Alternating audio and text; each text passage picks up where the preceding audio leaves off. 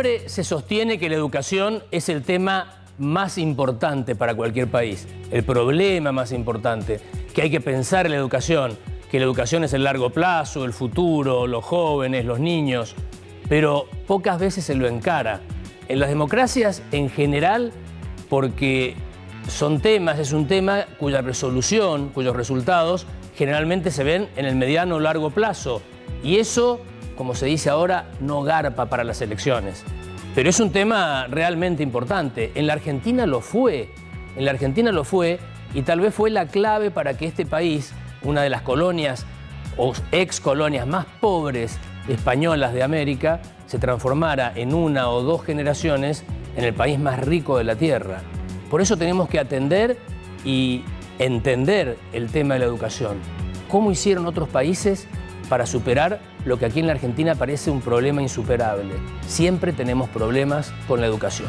Y para ir directamente a la fuente y saber algo más del caso finlandés y del tema de Finlandia en materia educativa, hemos convocado a la embajadora Nicola Lindert. ¿Tenemos que seguir el modelo de Finlandia? Sí, bueno, en Finlandia siempre la educación ha sido algo muy importante. Como justamente mencionaste, tenemos una población bastante pequeña y, bueno, recursos naturales tenemos el bosque que se ve ahí en la pantalla, pero el recurso más importante para nosotros es el recurso humano. Entonces hay que cuidarlo y desarrollarlo de manera continua. ¿Y siempre fue un tema importante en la agenda de Finlandia la educación, o es un tema que lo fueron afrontando, un problema que lo fueron afrontando y mejorando con el tiempo? Digamos ambos. Es de larga tradición que fue muy importante la educación, y como los maestros de las escuelas rurales fueron como modelos de la sociedad. Y también había, bueno, hace mucho más que 100 años, un requisito para la gente que para poder casarse había que pasar una especie de prueba de la iglesia probando que se sabe leer y escribir. Entonces eso fue como un incentivo a aprender. Pero luego eso se formalizó con leyes de escuelas. Aún ya antes de nuestra independencia había una ley de enseñanza, y luego justamente después de la independencia, en los años 19-20 más o menos, una ley de una escuela obligatoria para todos, para niños y niñas y realmente para toda la sociedad. Finlandia es un país que no ha seguido muchos de los principios de la reforma educativa global, y aún así se considera que tiene uno de los mejores sistemas educativos del mundo, especialmente por sus resultados en los informes PISA. Aunque no todos los años han obtenido los mejores resultados, el sistema educativo finlandés sigue destacando por su gran éxito y está siendo copiado en muchas escuelas de todos los países del mundo. Lo importante acá es entender que hubo una política de Estado, pero no solamente en Finlandia, lo hubo en Corea, en Singapur, en Israel y en todos estos países que pegaron un salto en innovación y en crecimiento económico. Entonces, a veces hablamos del modelo finlandés, hay que buscar nuestro propio modelo, entendiendo qué es lo que pasa en el mundo y ver qué podemos adaptar acá. Porque más allá de que Finlandia no estaba tan desarrollado, el nivel de desarrollo finlandés es mucho mayor que el argentino. Es decir, de donde se parte, de donde se para Finlandia para ese desarrollo. Hoy, la Argentina, que no tiene una política educativa clara, está parada en un nivel de educación en donde hay mucha gente pobre, en donde el sistema educativo te tiene que sacar de esa pobreza económica e intelectual y permitirte oportunidades. Casi estructural la pobreza. Y si seguimos, ya está, ¿no? 50% de los chicos pobres, te está hablando de una pobreza que es muy triste. Entonces me parece que falta como política de Estado, y si uno ve en la plataforma, cuando hablan los candidatos sobre lo que va a pasar, no salen de la macro. Y acá hay un tema educativo que está pegado al tema laboral. Y a veces separamos Ministerio de Educación, Ministerio de Trabajo. Pero lo que se piense o cranee en la educación tiene un impacto enorme en el trabajo futuro de los argentinos. Por eso me parece que a mí me encantaría escuchar ideas sobre qué van a hacer con la educación. fíjate las ventanas, están... Mirá, acá no tenés vidrios y no tenés estufa. ¿Qué es lo que reclaman, Ariel? Días que no tenemos días clases, ¿por qué? Porque no hay agua. ¿Se quejan ustedes? Nos llamamos al consejo escolar para que vengan a arreglar. Y la respuesta normal, una respuesta completa. No hay. Bueno. ¿Colaboramos entre todos para que el mantenimiento de la escuela sea lo que tiene que ser? Sí, digamos. Porque vemos que lo que tenemos, los pocos que tenemos, lo tenemos que cuidar.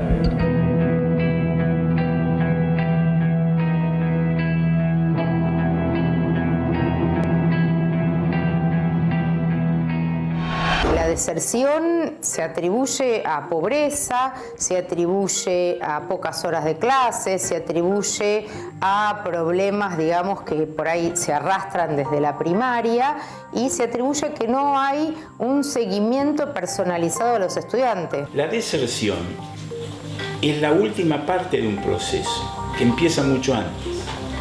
Empieza con ausentismo, con bajo rendimiento, con repetición y abandono. Los resultados de las pruebas PISA no son los mejores ni los deseables y entonces hay enormes desafíos. En el año 2001, en la prueba PISA éramos los primeros de América Latina. Hoy somos sextos o séptimos. Esa es la dimensión. Los demás están avanzando y nosotros no estamos avanzando, estamos parados. El promedio de ignorancia matemática en los jóvenes argentinos es 66%. 2 de cada 3 adolescentes argentinos de 15 años de edad no saben matemática. Entonces la pregunta que uno se debe hacer, ¿y cuál es el futuro del país? Cuando mis abuelos vinieron de Lituania, allá, por principios de siglo, el 80% del trabajo era manual, esfuerzo, laburo de manos. No había oficios físicos. Mis hijos, ahora, el 80% del trabajo es conocimiento. Porque finalmente es un servicio, es una profesión, es cualquier actividad que agregue valor agregado. Me parece a veces, no digo infantil, pero que estamos quedando atrás.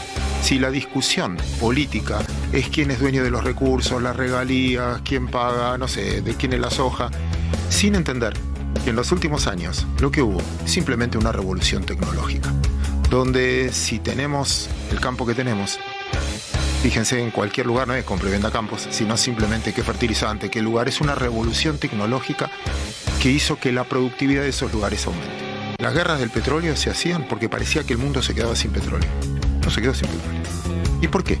Porque aumentaron si quieren, la productividad. Pero la eficiencia de los autos hace que hoy se use la mitad de petróleo para impulsar un auto de lo que se usaba 10 años atrás. El cambio pasa por la tecnología, no por ser dueño de los recursos. Por último, si cree mucho en Dios, pregúntele a Él, ¿por qué hizo a los países con mucha seguridad jurídica sin materias primas? Y a los países que tenemos muchas materias primas con baja seguridad jurídica. Porque el debate a veces parece una repartija de recursos que ni siquiera son de cada uno, ni de las provincias, ni... Finalmente es el arte del productor, el conocimiento del productor, el conocimiento del que se juega la piel, y hoy pasa, repito, por conocimiento. Con el tema del transporte, ¿sí te tomás mucho transporte por día? ¿Si te afectó el aumento? No, la verdad que no, sí tomo el transporte todos los días, estoy yendo a cursar ahora y la verdad que no, me parece un precio súper razonable, son 300 pesos y te movés para todos lados. El transporte está bueno, tenés aire acondicionado, en auto tendrías que manejarte de algún lado, gastarías muchísimo más. Okay. La gente tiene que saber aprovechar de que tenemos el tren y que por 300 pesos puedes venirte a Capital, ir a cursar, ir a trabajar. Mismo el boleto está a 10 pesos, saltan los molinetes, está a 15, saltan los molinetes, entonces ahí te das cuenta que no sé si es el precio o la gente si puede no pagar algo lo hace. ¿Vas a una universidad pública? Voy a una universidad pública, estoy estudiando Derecho en la UBA. En un comunicado de las universidades están medio en alerta porque quizás dicen que con los fondos que tienen llegarían nada más que a mayo para pagar sueldos. Lo sé, pero no les creo nada. Yo voy a la facultad y la verdad que están los mismos bancos que hace 800 años. Los baños son asquerosos, sinceramente. Tuve excelentes profesores que siempre nos dijeron que nunca cobraron, así que ahora me vienen a decir que no hay presupuesto los años anteriores. ¿Qué pasaba? En el tan mentado Pacto de Mayo, que todos se llenan la boca y se centran las expectativas políticas del gobierno de Javier Milei, no figura esta palabra. En los 10 puntos del Pacto de Mayo no figura esta palabra. Sin embargo, ahí radica la historia de por qué los argentinos somos mal educados. Y el ser mal educados no es una situación peyorativa, sino un diagnóstico de todo lo que ustedes van a escuchar esta noche en Equipo de Noticias. Aulas que todavía tienen un pizarrón con tiza y bancos, como decía la muchacha, de 80 millones de años, ¿no? Y un sistema que pasan los gobiernos y nadie soluciona para dar las respuestas que la sociedad merece, que las generaciones de argentinos merecen. Hoy me escribieron desde la Casa Rosada. Miren, les voy a leer textual. Textual, lo que me escribieron. Desde la Secretaría de Educación confirmaron los recursos financieros destinados al Fondo Compensatorio de los Programas de Evaluación de Información Nacional. Se llamó un cuarto intermedio para el martes 12 a las 11 horas y se les ofreció como salario básico, a través del secretario general del Consejo Federal de Educación, José Tomás, 310.000 pesos a los docentes. 310.000 pesos a los docentes, a los educadores. ¿Saben cuánto querían los sindicatos encabezados por la UDA que maneja Sergio Romero en esa reunión? 450 de salario básico para los docentes. Los gremios vienen insistiendo con los gobiernos anteriores que el gasto educativo sea del 8% del PBI, que suba del 6 al 8% del PBI. Bueno, vuelvo acá. No solo el gobierno de Milei ha cancelado el FONIN, el Fondo de Incentivo Docente, sino que la palabra educación no está en la agenda. Hoy vamos a hablar largo y tendido en este programa de cómo la educación tiene una relación directamente proporcional, no solo con el desarrollo humano que está acá abajo, sino con el trabajo. El trabajo, eso que nos desvela, eso que nos hace crecer. Si las empresas no se reactivan y no se genera trabajo, no vamos a crecer. Pero también, ¿cómo llegamos al mundo de este lado, del trabajo, si no tenemos educación? Si la educación es deficiente. Gonzalo Prado trae unos datos alarmantes sobre educación. Está en instantes para desarrollar Gonzalo. El profesor Rosales, ustedes lo veían en el informe, es un entendido de cómo han hecho los principales países del mundo para tener la mejor educación. Viene Santiago Bilinsky, que es un emprendedor tecnológico, una mente lúcida, que nos va a contar cómo la tecnología está llegando también al mundo de la educación. Sin embargo, nuestros chicos salen de la escuela secundaria y no saben qué rumbo tomar. ¿Por qué quiero hacer pie en esto? Porque podemos hablar de las magras jubilaciones, podemos hablar de la inflación, podemos hablar de la recesión, podemos hablar del impuesto a la ganancia que quieren ahora los gobernadores revertir, porque claro, se quedaron sin el dinero que llega de la coparticipación a las provincias. Después lo vamos a hablar acá, cuál va a ser el nuevo mínimo no imponible. Vuelve el impuesto a las ganancias para vos que sos trabajador. Pero nadie habla de invertir en educación en la República Argentina. Nadie habla de la principal preocupación, educación que no solo desemboca en mejor trabajo, sino que termina también con la inseguridad, porque la base de la inseguridad es la mala educación de los argentinos. Bienvenido, equipo, ¿cómo les va? Hola, Mariano. ¿Cómo están? ¿Todo bien? ¿Cómo va? Gracias por acompañarnos. Bueno, va a ser uno de los ejes, obviamente no va a ser lo único. Te escucho, Pablo. Sí, porque vamos a contar cuál es la ruta hacia el Pacto de Mayo. Tiene un par de estaciones esta semana nada más. Mañana hay una reunión muy importante que ya estaba prevista del secretario de Hacienda del gobierno de Javier Milei, del Ministerio de Economía, con los ministros de Economía de las provincias. Estaba planificada, pero con todo lo que ha pasado en estos días, quizá mañana hay un adelanto importante o cambia el sentido. Y después la reunión del viernes con algunos detalles respecto a lo que va a pasar, qué se va a poner arriba de la mesa y quiénes van a estar. Va a haber un cambio con eso. Bueno, me lo acaban de firmar al último momento. Gonzalito Prado. No va a ser una. Ajá. Van a ser dos. Dos reuniones. Van a ser dos reuniones. Esto es de último momento. Una se va a hacer el viernes.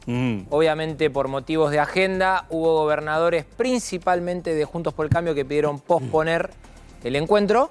La respuesta de Francos fue decir, bueno, hagamos esto, dividámoslas por partes. Una reunión va a ser el viernes, hay que ver quiénes van a ese encuentro, y otro se va a realizar entre el lunes o el miércoles. Pueden ser 3. Ajá. Ojo, depende de la agenda. Y el dato más fuerte de ahí es que está a nada de confirmarse la presencia del gobernador de la provincia de Buenos Aires, Axel Kicillof. Epa, atención con lo que está diciendo Gonzalo Prado. Y Gonzalo trae después los números de educación, que son alarmantes. Son una serie de puntos que te van a explicar por qué la educación argentina está en estado de alerta. Bien.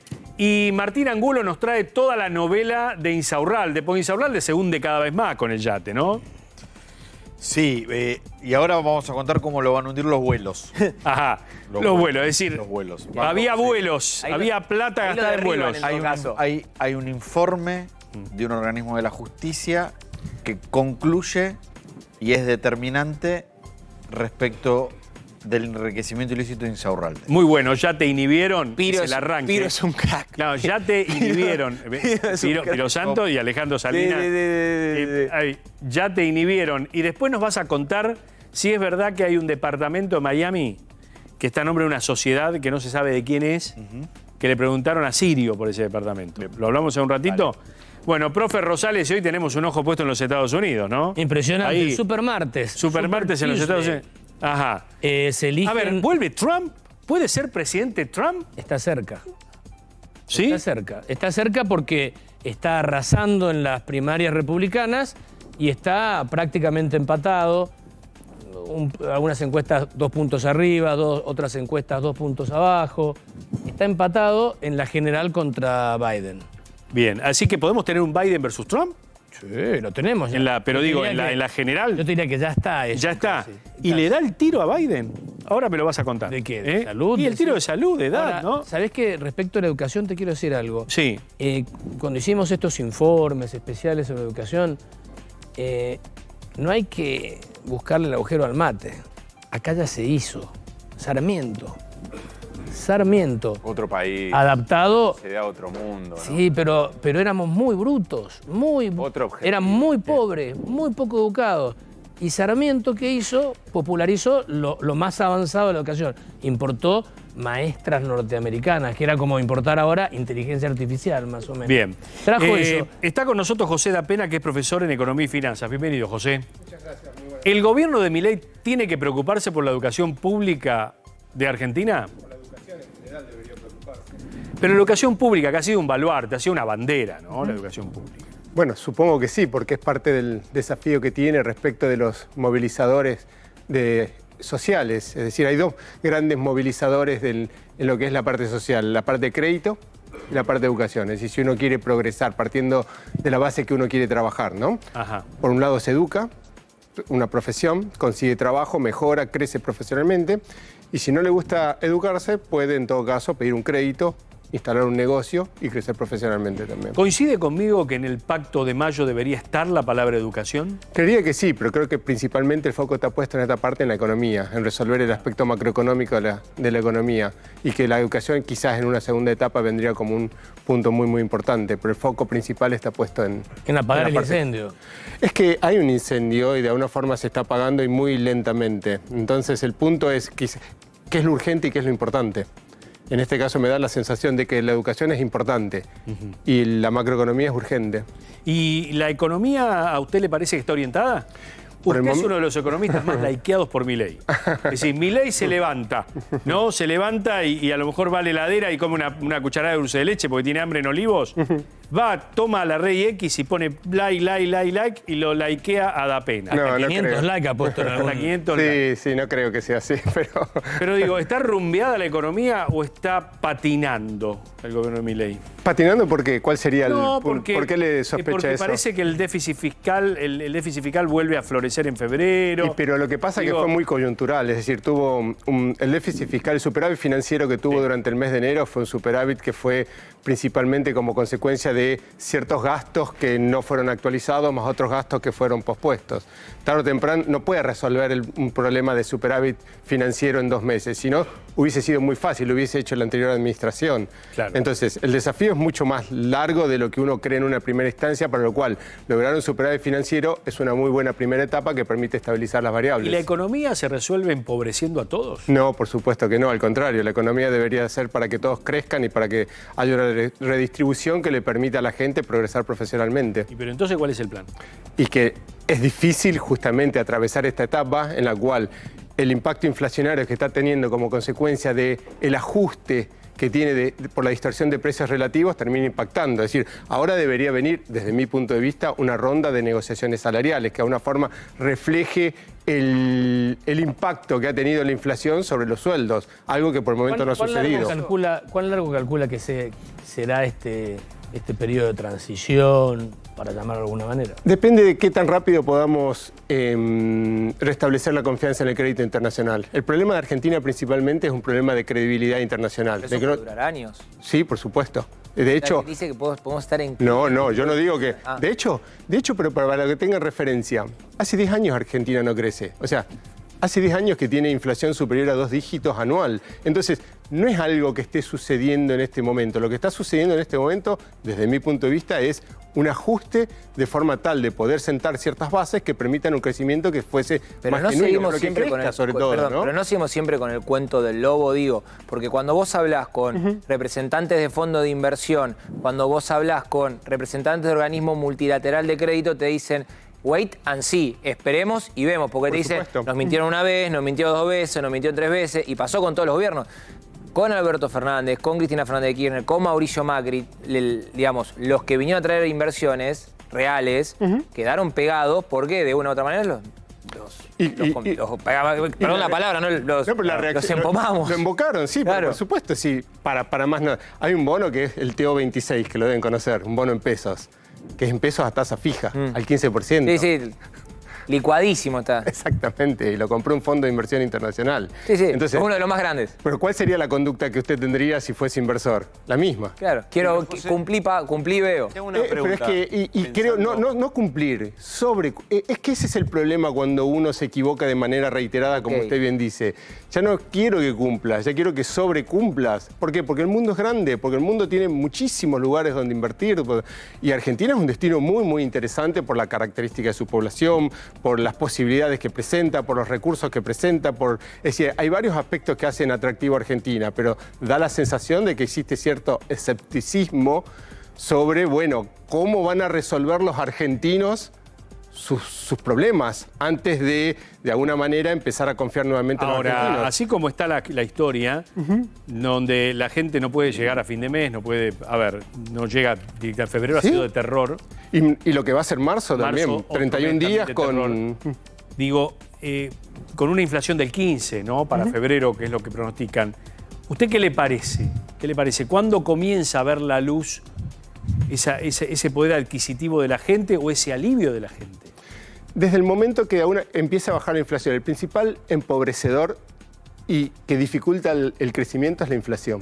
La medida que pueda resolver el aspecto inflacionario y sobre todo no resolverlo de la manera que quizás se resolvió en la década del 90. El problema en la década del 90 que tuvo fue déficit fiscal financiado por entrada de capitales. Entonces, en la medida que lo pueda resolver de una forma que sea genuina a través de las exportaciones, tiene una situación en la cual puede generar crédito genuino y puede crecimiento genuino. Muy puntual. Salieron los datos del RIPTE de los 2 primeros meses de gobierno de Javier Milei. El dato es tremendo. Es pérdida de poder adquisitivo del 20%. Pero usted súmele la parte de jubilaciones, lo que ha sido la pérdida de poder adquisitivo en temas de jubilaciones también. Ahora estamos hablando de salario registrado, el RIPTE, digamos, ¿no? Ahora, ¿por qué no hay una intervención? Pues si no pareciera que el problema de los precios relativos es relativo al salario. Es decir, que no una consecuencia, que el plan sea que los salarios sean tan bajos que efectivamente planchen la inflación.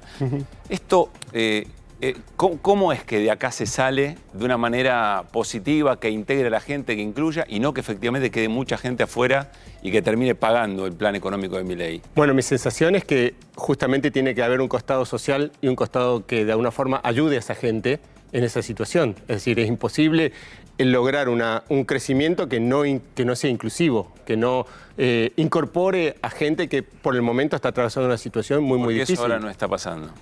Pero no sé si está pasando. ¿No está pasando? A las claras no.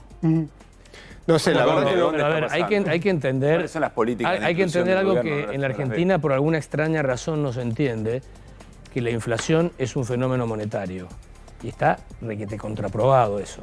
Vos emitís mucha moneda para la razón, por la razón, para el objetivo que fuere, y a la larga o a la corta te va a impactar en los precios. En la Argentina fue una orgía de emisión para tratar de revertir una tendencia que parecía irreversible, es una teoría que la gente validó, pero no está saldado, ¿no es cierto? Está saldado en el mundo, está saldado en el mundo entero. Hay una pequeña discusión por algunos márgenes de los índices de inflación que pueden tener otro origen. Cuando había emisión cero con Macri, ¿por qué? El gran componente inflacionario es pero ¿por qué cuando había déficit cero y emisión cero durante el gobierno de Macri? Tenemos un problema en el agua. Se duplicó la inflación. Que tomamos y decidimos subir los precios porque somos locos los argentinos. Pero espera, en Chile no pasa. Nadie dice que no sea un problema. Brasil no pasa, en Uruguay no pasa, en Bolivia nadie dice que no sea un factor. Por supuesto que lo es. El factor central. Dentro de lo multifactorial. Te hago esta pregunta en concreto. ¿Por qué cuando si ese es el único factor, es el factor central, por qué en el momento en que había emisión cero y déficit cero con Mauricio Macri se duplicó? Porque no hubo emisión cero, porque la realidad es que, obviamente, el discurso de cambiemos era nosotros no emitimos, pero hay una cuestión que es básica y acá no lo puede explicar más que nadie el señor porque es economista. Argentina se endeudó de forma monumental durante el gobierno de Mauricio Macri en dólares para financiar gasto corriente. Para esos dólares, llevarlo a financiar gasto corriente, lo tenía que convertir en pesos. Porque Argentina, porque vos no podés pagar planes sociales, jubilaciones, proveedores en dólares, lo tenía que pagar en pesos. Entonces, ¿qué hacía? Emitían, pero no lo publicaban, y esos pesos que se emitían, de la misma forma que se emite sin respaldo por la modificación de la Carta Orgánica del Banco Central del 2010, entraban al mercado y traccionaban la inflación. La inflación mayorista recién empezó a bajar en el gobierno de Macri cuando no le quedó otra, por obligación del FMI, de acortar la emisión monetaria. Pero es mentira que no emitieron un montón. A ver, además tuvo un rezago, pero contra modelo, punto importante, hay un rezago. Gastar tiempo. Sí. A mí me gustaría volver sobre el punto. Sí. Digo, hoy tenemos a Milei. Hoy está Milei. Fin. Milei debería tener una intervención mejor en esto que marcaba Pablo, de sectores más vulnerables, o debería tener más política para tratar a la gente que queda fuera del sistema, o esto es parte de todo el combo de este plan. No, me da la sensación de que no hay una intención de resolverlo de esa manera, al contrario. Es decir, yo no puedo hablar bajo ningún aspecto por otra persona, ni tampoco soy un especialista en ayuda social, pero es decir, sospecho que bajo ningún aspecto hay intención de dañar a cierto sector de la población, al contrario, sino de generar las condiciones de crecimiento genuino de forma tal que puedan conseguir trabajo y poder lograr su propio Lo que pasa sustento. es que eso es muy a largo plazo. El tema es la transición. No sé si a largo plazo, exactamente. ¿No? El tema es la transición. Y se va a haber paciencia y confianza. Y eso es lo que pidió Milei, entendiendo... Eso es lo más difícil de todo. Milei es consciente de que la transición es muy compleja. Hay especialistas que hablan de 1 o 2 años.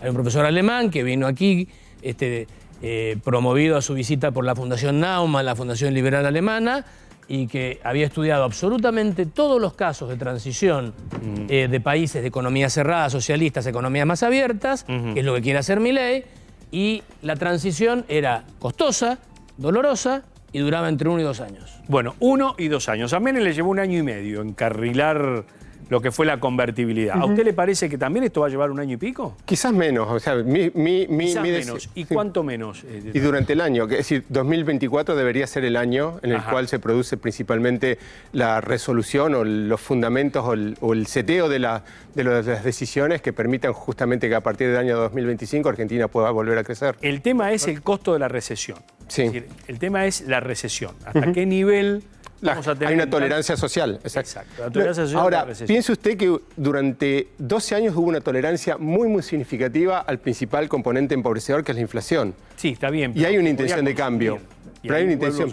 Sí, el punto es a qué costo también. Pero el punto es a qué costo. Pues si usted tiene un departamento en el cual para poder hacer un asado rompe el parque, obviamente que va a estar en una buena situación. Ahora la pregunta va a ser cuando usted tenga una inundación dentro de ese departamento, ¿qué es lo que va a suceder si se va a poder proteger? Entonces la pregunta es, Argentina, de la forma en que venía hasta el año 2023, ¿estaba sentando las bases para un crecimiento genuino que le permite en el largo plazo explotar las oportunidades que tiene? Claramente y la respuesta es no. Es decir, nos damos vuelta y vemos qué hace. Es decir, ni siquiera hay que inventar la rueda. ¿Qué hace Chile? ¿Qué hace Bolivia? ¿Qué hace Paraguay? ¿Qué hace Brasil? ¿Qué hace Uruguay? Bueno, Chile tuvo un estallido muy fuerte hace un par de años, antes de que llegara Boric, muy fuerte. Brasil tuvo un estallido también muy grande cuando perdió Bolsonaro.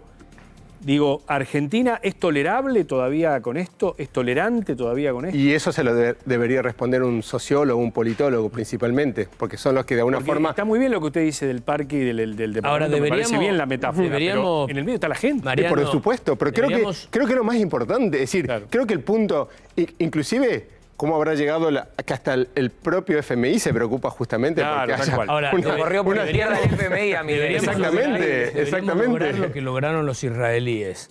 ¿Qué lograron los israelíes con una inflación similar a la Argentina? En 1985, 500% los dos países. Israel tomó el toro por las astas. Y con dos argentinos en ese equipo. Sí, con dos argentinos. Perdón, eso implicó que algo que se dice poco cuando se habla del caso de Israel, que es un acuerdo general de estabilización con aumento de salario muy importante. Con aumento de salarios y congelamiento y un acuerdo político. Lo propuso el Cristino Kirchner de Israel, Shimon Peres. Es como si hoy Cristina Kirchner abrazara el plan de Milei, y entonces si Cristina Kirchner evoluciona, si el peronismo dejara de cantarle loas al freno al capital e hiciera como el Partido Comunista Chino, que se modernizó en algún momento y dijo con Mao somos tercer mundo, y Deng Xiaoping incorporó capitalismo y se transformó en una segunda potencia mundial, si el peronismo se modernizara en la Argentina, modernizara de cabeza, de corazones también los peronistas. Ese acuerdo implicaba el tema es cambiar la cabeza. De salario antes del congelamiento. Está bien, ese lo que acuerdo sea, un aumento de salario muy importante. Acá estamos diciendo que la variable es una caída del 20% del salario del bolsillo. Sentarse a ponerse de acuerdo en los temas de fondo, no en esta historia, porque lo de mayo va a ser Milei tratando de imponer el ideario de Alberdi. Aprovechá la Beauty Week en Mercado Libre. Hasta 40% off y hasta 9 cuotas sin interés. Mercado Libre. Hay que madurar como nación y acordar en algunos grises que son básicos y que no tienen nada que ver con que me vaya bien a mí, a tu partido, al otro partido. Un acuerdo posible. Un acuerdo posible, pero el acuerdo posible tiene que ser, lamentablemente, para los que piensan como Kicillof y Cristina Kirchner, mucho más parecido al pensamiento de Milei que al de ellos, porque el de ellos ha fracasado en el mundo entero. El pensamiento de Milei es el que ha llevado, o en el fondo, el camino que propone Milei es al que ha llevado a todos los países de la Tierra a dejar la pobreza, en los que lo han aplicado, dejar la pobreza y transformarse en sociedades prósperas. Bien, ¿está de acuerdo con la restitución del impuesto a las ganancias cuarta categoría, como piden los gobernadores? ¿A nivel personal o a nivel macroeconómico? No, a nivel macro. A nivel macroeconómico sí. Es decir, de nuevo, mi punto en general cuando tengo que dar respuestas en ese sentido es ¿qué hacen los países? Es decir, ¿qué es lo que está inventado en el mundo? En el mundo existe un impuesto que, así como no existen muchos impuestos que existen en Argentina, o algunos impuestos existen pero con tasas mucho más bajas, existe un impuesto a las ganancias, que es un impuesto progresivo, y que ahora lo que sí debería tenerse en cuenta también es la adecuación de las alícuotas, pues si usted, de alguna forma, la inflación, las escalas, exactamente. Es un impuesto antipático hoy para el trabajador en relación de... Totalmente. No, pero yo lo pago. De vuelta porque con eso se garantiza la coparticipación rápida. Pero es que es parte de la negociación. ¿Qué alícuota debería tener el impuesto a las ganancias? ¿Cuál sería el mínimo no imponible hoy con la inflación que hemos tenido en el arranque del año? No recuerdo en cuánto está el número en este momento. Estaba en 900.000 más a los... Y el original que estaba en el plazo era 1.300.000 y pico. Eso es lo que había fijado en la... No, eran 15 salarios mínimos vitales y móviles. Pero el acuerdo fiscal que envió, que después se cayó, que quiso reimponer Milei, era 1.300.000 y pico. Pero ahí hago una pregunta, porque quizá la clave no está solamente en el mínimo no imponible. Ya sé a dónde va el punto. Sino en cuánto empieza a pagar quien se Exactamente, pasa. porque el punto es, usted empieza a pagar 35% muy rápido. Bueno, ese es el problema. El acuerdo que van a mandar, el proyecto que van a mandar, mejor dicho, con el paquete fiscal, es una modificación de eso. Por eso, el cálculo de 800.000 personas es bajo. Lo va a pagar más gente. Lo que van a hacer para intentar hacerlo más digerible es que sea menor la alícuota. Que vos empieces de una alícuota que vendría a ser algo así como el 5%, hasta el 35%, pero vas variando dependiendo del nivel de ingresos. 35%, claro, 35% van a pagar los salarios muy altos. En ese momento hay que ver cómo queda el cálculo, Mariano, porque tengamos en cuenta que tuviste 25% de inflación en diciembre, más 20 de enero, tenés que eso recalcularlo, pero hacete una idea que de 800.000 que era lo que se calculaba, ya estamos hablando de 1.2, 1.3 millones de personas, de argentinos en relación de dependencia que lo pagarían. Va a traer mucha discusión todo esto. Sí, pero hay un punto más importante y nosotros quizás nos estamos focalizando solamente en el impuesto a las ganancias para un sector de la población, pero hay 4 grandes sectores de la población. Está la parte informal y que ha crecido, y después hay 2 sectores que de alguna forma están sufriendo los efectos de la inflación, y lo cual, o sea, los autónomos sobre todo. Es decir, si hay un problema que no se menciona habitualmente, es la cantidad de monotributistas que rechazan trabajo para no pasar a autónomos. Es decir, es terrible, pero es terrible. Es decir, yo sé que el foco te ha puesto, pero es decir que usted... ¿Por qué no se toca eso? No lo sé. Pero tiene un agravante en la mirada de la gente. Hace 4 meses, los mismos gobernadores que hoy piden reponerlo, lo votaron para sacarlo.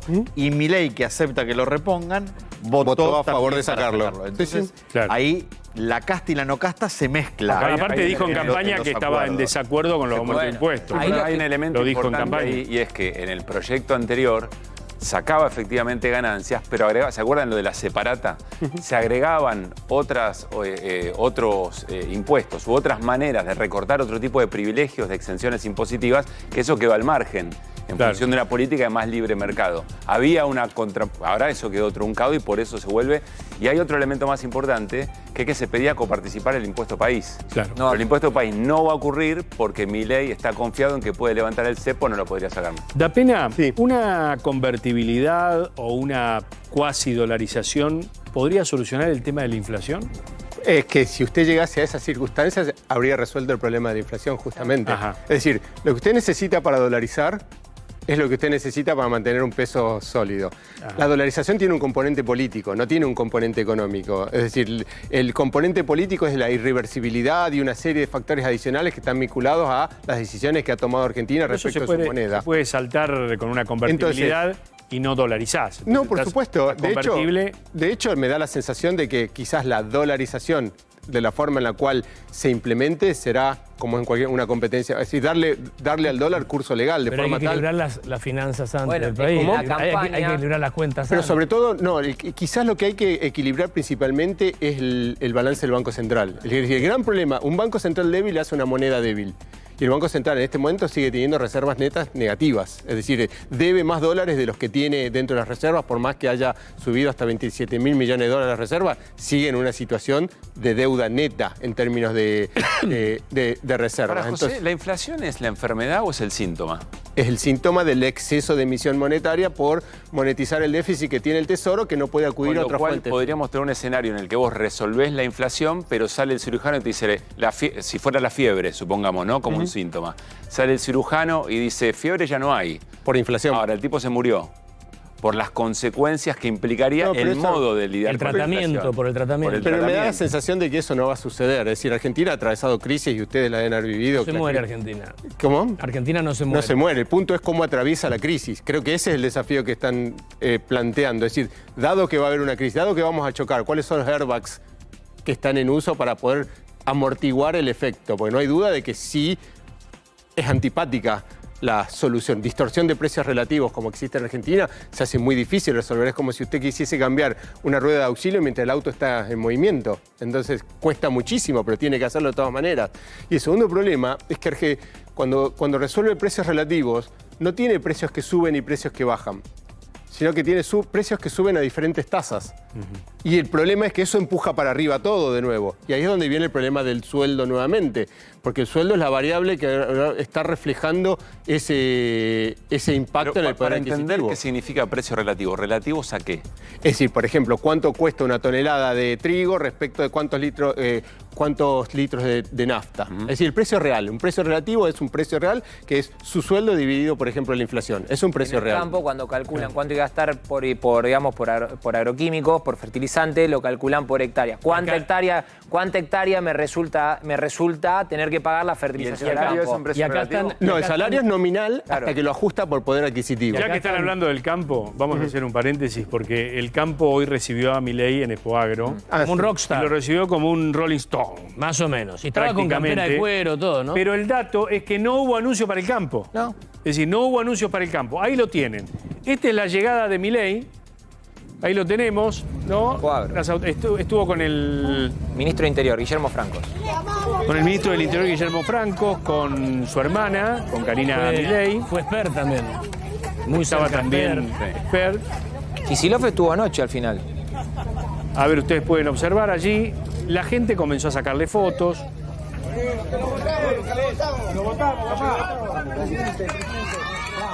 Lo votamos. Ahí está. Te digo, ahí no solo había integrantes de la patria campesina, había también peones, me parece. Igual te puedo agregar un dato que lo habían votado. ¿Cómo va a ser la relación de la Casa Rosada con el campo? En diciembre y en enero, ante la posibilidad concreta de un aumento de retenciones, hubo un aluvión de anotación, de lo que es anotar las exportaciones, porque una vez que vos la anotás, ya se te congela el precio que vas a recibir por esos granos que exportás, pero también se te congela la alícuota que vas a pagar, las retenciones. Entonces, ojo con eso. Bueno, ahora lo charlamos. Vamos a seguir viendo porque realmente tiene muchas apostillas y muchas imágenes esta visita de Milei. Muy pocos presidentes han ido a Expo Agro, tengo entendido que Macri y Milei, porque los presidentes peronistas de los últimos 20 años nunca fueron a esta exposición. Bueno, estuvo Sergio Massa cuando era ministro de Economía. Sergio Massa, ha estado Kicillof, porque siempre está el stand del banco. Ayer estuvo a la noche en la cena, para evitar la foto hoy con Milei y Francos. Estuvo antes, bueno, viste Kicillof va. Ha estado Scioli en su momento cuando era gobernador también. Bueno, miren este momento, ¿no? Allí caminando, y vamos a rescatar 3 cortes de lo que fue la exposición de Milei. Vamos con lo primero. Lo primero de esto es cuando habla de los impuestos. No anunció nada de las retenciones. La pregunta la dejo picando acá en el panel. En la ley ómnibus, la nueva ley micro o fitito o scooter, como la llamemos, ¿está el tema de las retenciones o no? ¿Qué dijo Milei sobre los impuestos? Abre la puerta para que empecemos a bajar los impuestos cada vez con más intensidad. Es decir, la idea es que en la medida que la economía se vaya expandiendo, en lugar de hacer lo que hicieron otros gobiernos, de tomar esa mejora en la recaudación para aumentar el gasto público, nosotros vamos a usar eso para devolverle el dinero a sus legítimos creadores, que son los emprendedores y la gente de bien, y no que quede en la mano de los políticos basura que tenemos. Ahí está dando una pista de cómo va a utilizar el dinero recaudado por los impuestos, ¿no? ¿No? Los dineros que seguramente llegarán también por los derechos de exportación, ¿no? Sí, que de alguna manera las exportaciones se han beneficiado de la suba del tipo de cambio. Claro, es decir, eso no es un aspecto menor. Es exacto. ¿El campo hoy acá se habrá comprometido a liquidar o está esperando un dólar más alto? Bueno, ahí tengo 2 visiones. Por un lado, si usted tiene oportunidad de ver la curva de futuros del ROFEX, no hay nada que genere algún sobresalto. Es decir, no hay nada que esté avisorando como si existía hace un mes y medio, 2 meses, para abril o para mayo. O sea, desde el punto de vista de quienes ponen dinero, no hay una expectativa devaluatoria. Ahora, desde mi punto de vista personal, sí, por esto que le mencionaba antes, las diferentes tasas y el efecto inflacionario, eventualmente quizás haya algo. ¿Cómo se dará? No lo sé. Si con un incremento de la tasa de crawling peg o con un salto discreto del tipo de cambio. Bueno, Cavallo dijo hay que acelerar la devaluación, lo dijo hace 48 horas. Vamos a ver qué dijo ahora Milei sobre los clubes. Hubo un tema muy controvertido en el decreto, en el DNU y después en la ley ómnibus, que fue el tema de convertir a los clubes de fútbol en sociedades anónimas. En esta parte, Milei explica por qué persigue ese cambio. En ese contexto, nosotros, por ejemplo, en este momento tenemos la intención del Manchester City de comprarse de uno de los clubes grandes de la Argentina. O sea, haciendo inversiones monumentales y, sin embargo, digamos, está todo parado, y porque además, digamos, también los clubes que son cuasi empresas, pero están, digamos, o sea, veladas, todos tienen miedo porque después, si no, el referee le cobra en contra. Todo un sistema de corrupción tremendo. ¿Es prioridad esto de los clubes? Digo, abrirle la puerta a un club internacional que quiera comprar un club grande. Es una llegada de dólares inmediata. Lo plantea siempre lo planteó en campaña. Bueno, somos los campeones del mundo. Es la posibilidad de que es casi como Es casi como tenemos la mejor carne del mundo, el litio. Aunque Milei lo quiera, el fútbol argentino casi de manera unánime. Por eso, dijo que no. Sí, claro. Está bien, pero... Todos los clubes, Está todo bien. Que busque fútbol. Está todo bien, pero anda a la cancha, que eso es un desastre todo eso. Está todo bien. No, sí, obvio. Desastre, Sí, eso sí. desastre por donde todo, lo vea. Totalmente. Y Ahora, Pero digo, ¿hay clubes en el mundo que vengan a invertir a los clubes de Argentina? Y si se arma algo bien hecho, impresionante. Ahora, va a ser. Milei, el City, que el City está... esas con un empresas club en el- van a mirar el fútbol argentino o el país. ¿Se puede armar una liga de fútbol argentino que tenga televisión en el mundo entero, sea televisada en el mundo entero? No, sea, hay una cuestión. Como la Liga Así hay un Europea, como presidente, la... Así como hubo un presidente que en un decreto estableció que los clubes podían, mañana hay otro que te establece No, que lo entiendo, Hay una eso lo cuestión- entiendo. Eso- Hay Eso una lo cuestión, hay una cuestión que tiene que ver no solamente con la seguridad jurídica, que es importante, sino también con la prevención del lavado. Argentina hoy por hoy no tiene las herramientas suficientes, estamos en medio de la 4ª revisión del GAFI, para ver si puede o no controlar este nivel de capital. Por ejemplo, en todos los blanqueos que hicieron, que hizo Mauricio Macri, que hizo Cristina Fernández de Kirchner, en todos siempre hubo alguna irregularidad. Con dinero que no se sabe bien de dónde entró. Entonces, Argentina, para prepararse en este momento donde estás, insisto, en medio de la 4ª revisión del GAFI, que es algo importantísimo, aunque la gente no lo entienda, es el grupo que se dedica a investigar el lavado de dinero a nivel mundial, no está para hacer Y encima esas no cosas. sabés de quién son los jugadores. Ese es el punto. Tenés clubes fundidos. Maratea, que tuvo que hacer una colecta el año pasado para salvar que trajo un vendaval. ¿Cuántos pases? un elemento te quizás romántico. te diría que eso fue lo más limpio de todo. Claro, ¿cuántos pases te enterás que tiene un porcentaje? Salvo, perdón, No, ¿por qué no? salvo por la inscripción en la IGJ de Neuquén y no en la IGJ de Capital. Tenía una explicación, tenía una explicación. Tenía una explicación que era celeridad. Puede haber un elemento romántico, casi romántico, perdonen si todo es guita, si todo es... La identidad que tienen los clubes argentinos no la tiene en ningún lugar del mundo. Pertenecen a una comunidad, a un barrio, allí los pibes van y Pero se contienen, es tienen cosa otras futbolera de actividades. tribuna, Pablo. No, ¿cómo? No, si esa es la razón por la cual la gente rechaza. Pero que eso, se enajenen los está bien, clubes. pero También porque yo soy de River, yo soy hincha de River y mañana lo convierte en una sociedad anónima y mejoran la cancha y el socio lo va a ver. Te hago una pregunta, si eso se define de lucro. ¿De qué estamos hablando? Si se hacen millonarios los directivos de los clubes de fútbol. Eso te iba. Son empresas privadas, iguales que los sindicatos. También es eso. Son empresas privadas disimuladas de entidades de beneficencia. La compra y venta de jugadores se han hecho millonarios. ¿Cuántos presidentes de fútbol conocés, pobres? ¿Pero ustedes realmente creen que aquí la sociedad argentina, que tiene un vínculo con los clubes, que tiene un vínculo con su barrio y con su fútbol, va a aceptar que venga un catarí a poner un montón de plata? Y que eso se va, y que se enajene de esa manera. Quizás lo puedan a ver, un club de fútbol sacó un presidente de la República y todo el club de fútbol, todos los servicios de esa candidatura.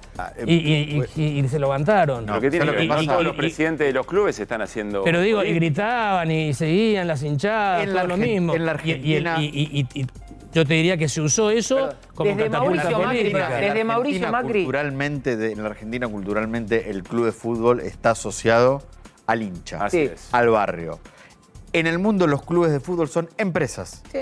Con empresarios a los que no le importa nada más que hacer negocios. Y acá los clubes de fútbol están asociados a la política. ¿Cuántos barra bravas sabemos? ¿Cuántos presidentes?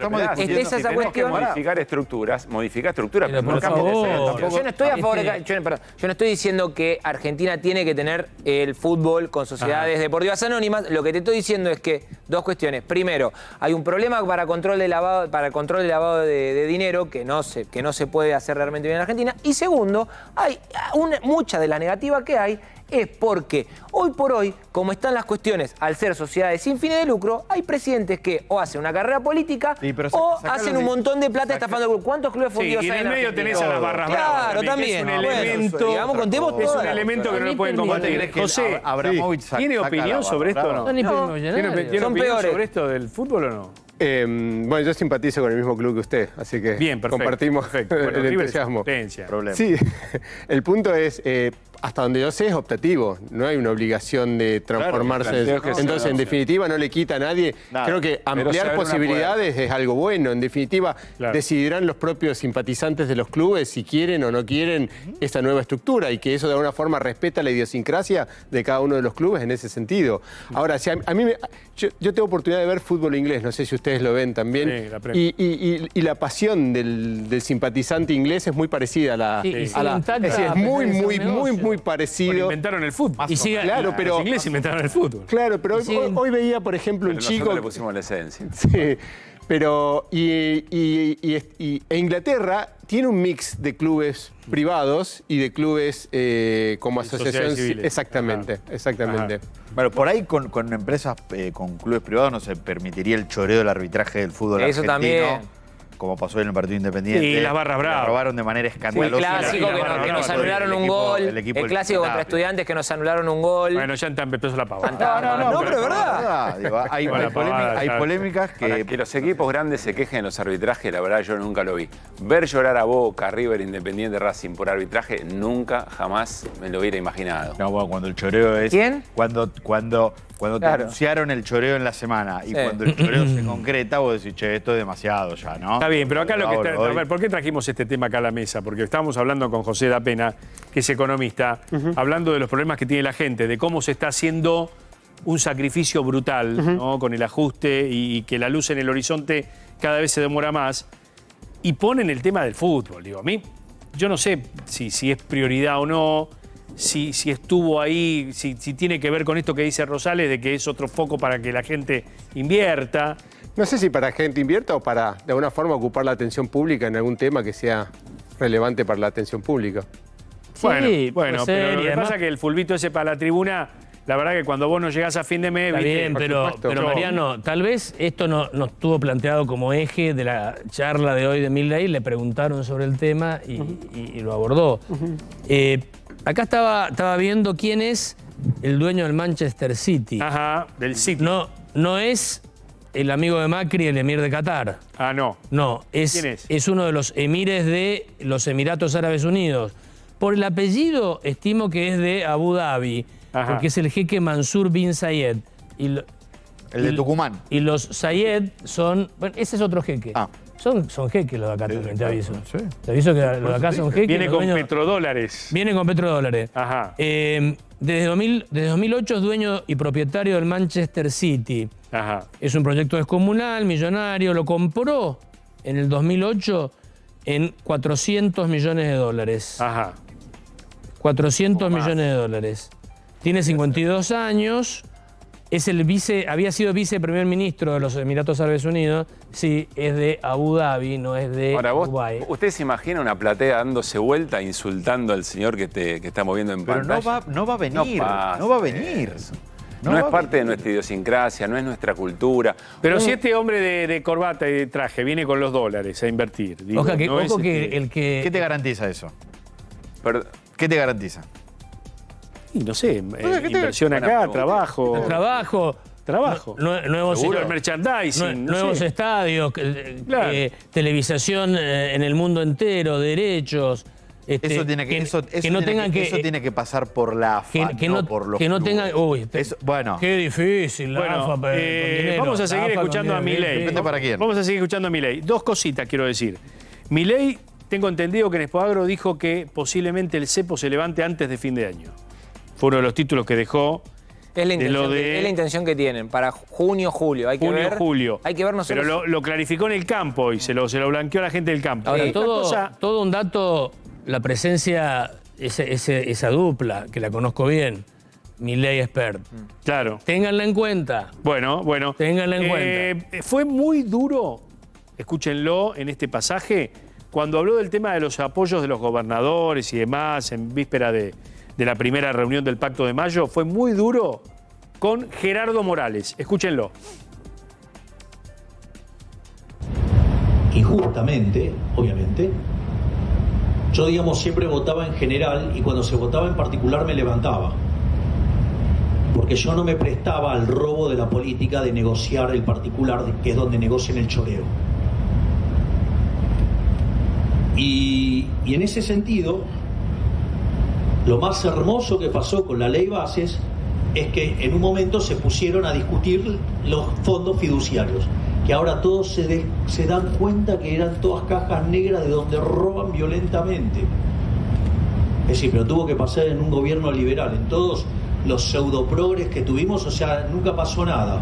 Y eso que tenemos denunciadores seriales, de abanderados de la República, o los mismos abanderados de la República que guardan silencio frente al ex gobernador que metió preso a 2 tuiteros por decir que es cornudo.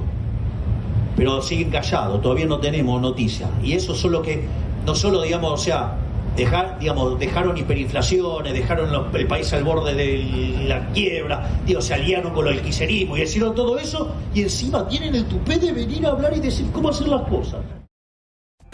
Sin lugar a dudas, un estilo nuevo. Complejo. Un estilo nuevo, un nuevo tiempo para hacer política y un nuevo lenguaje también. Mira, te decía de la dupla. Sí. Tenela en cuenta porque esto yo lo viví, lo escuché muchas veces en la intimidad, cuando éramos 3, que Milei le decía a Espert, yo te admiro mucho, profe, ahí el profe era Espert, profe, porque yo quiero ser, eso le dijo lo primero que le dijo a Espert cuando lo conoció, quiero ser Espert con pelo largo y con insultos, con puteos. Mirá vos. O sea, hay una muy profunda admiración. Vos viviste muy de cerca. Muy profunda admiración. Y te digo que en este contexto, que lo muestre ahí, puede ser una señal de que algo le espera a Espert en esta administración. Bueno, en unos minutitos vamos a hablar de educación, de la educación que desemboca en el trabajo. Ya llegó al piso, al estudio 3 de A24, Santiago Bilinski. Ustedes lo conocen, es emprendedor.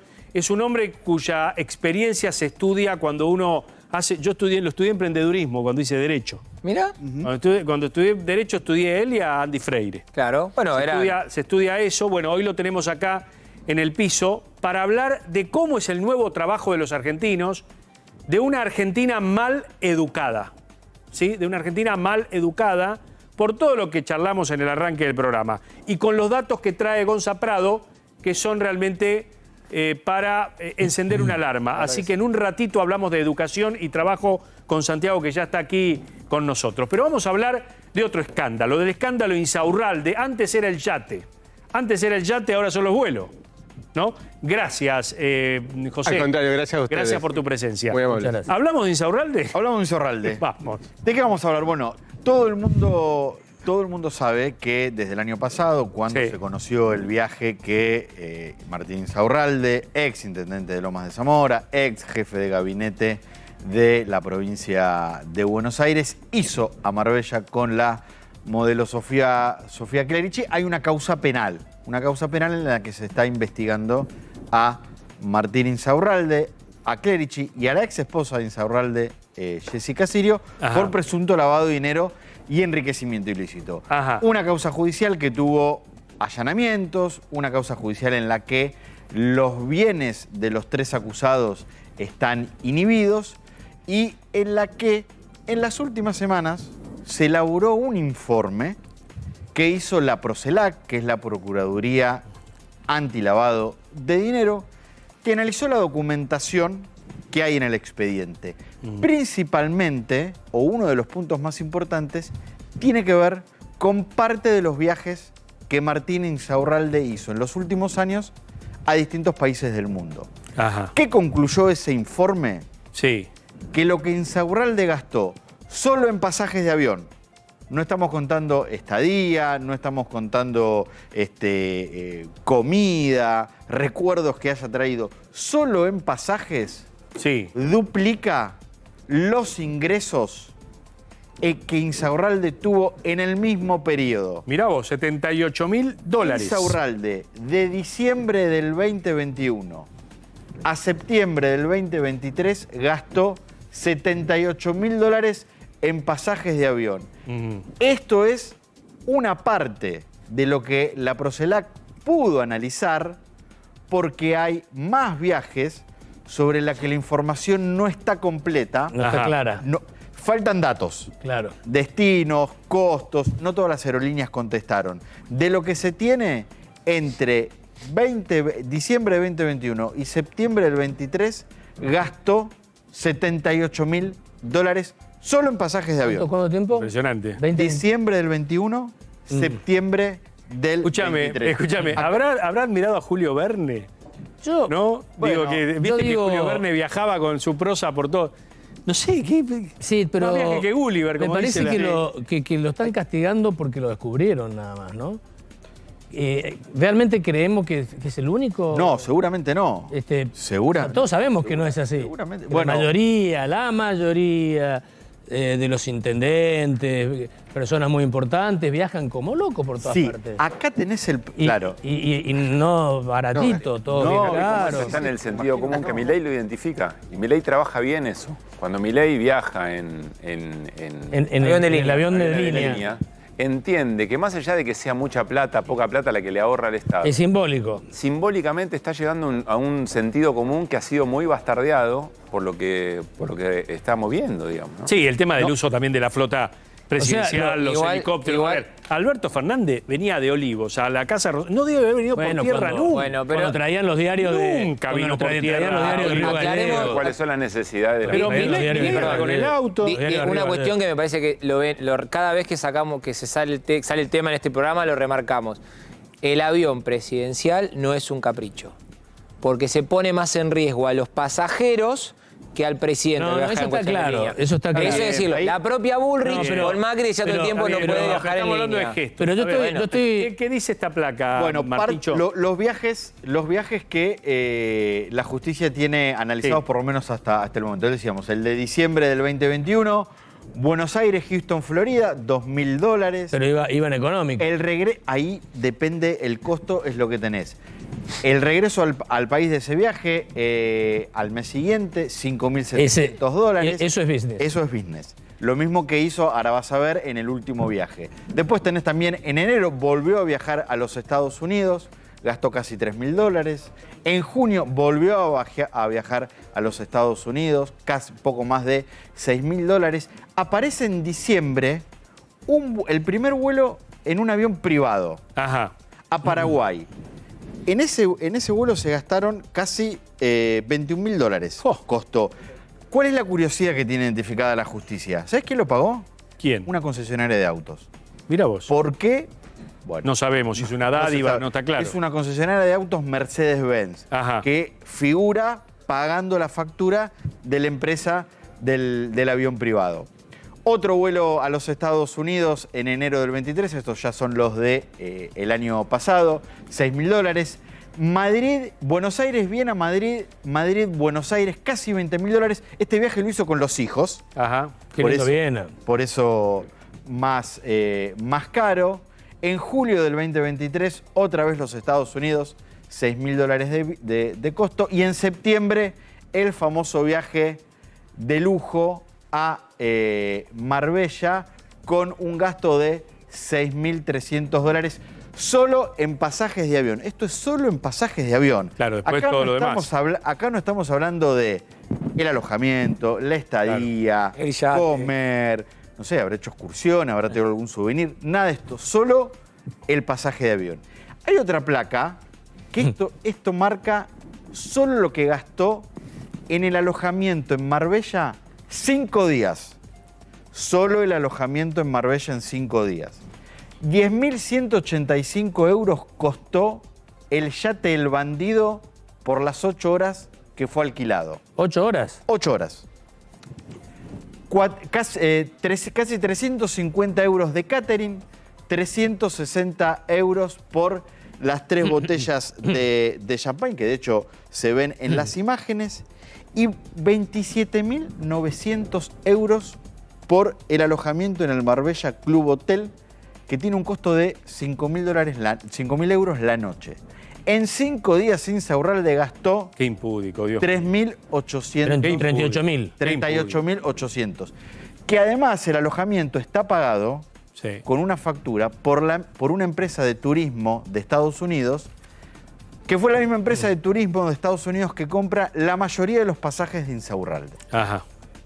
No. Hay un mayorista. Hay un mayorista con la que Insaurralde compra que le vende la mayoría. Buen cliente. Qué impúdico. Y la última placa que acá te marca la inconsistencia que está resaltando la justicia y por qué esto marca que yo no sé cuándo será, pero yo creo que no hay duda que Martín Insaurralde va a pasar por un pedido de indagatoria que eran en su momento los fiscales Sergio Mole y Diego Velasco, que son los que están trabajando la casa y que tienen este caso, que es lo siguiente. Martín Insaurralde declaró como ingresos, como jefe de gabinete, en 2022, 5.046.000 pesos.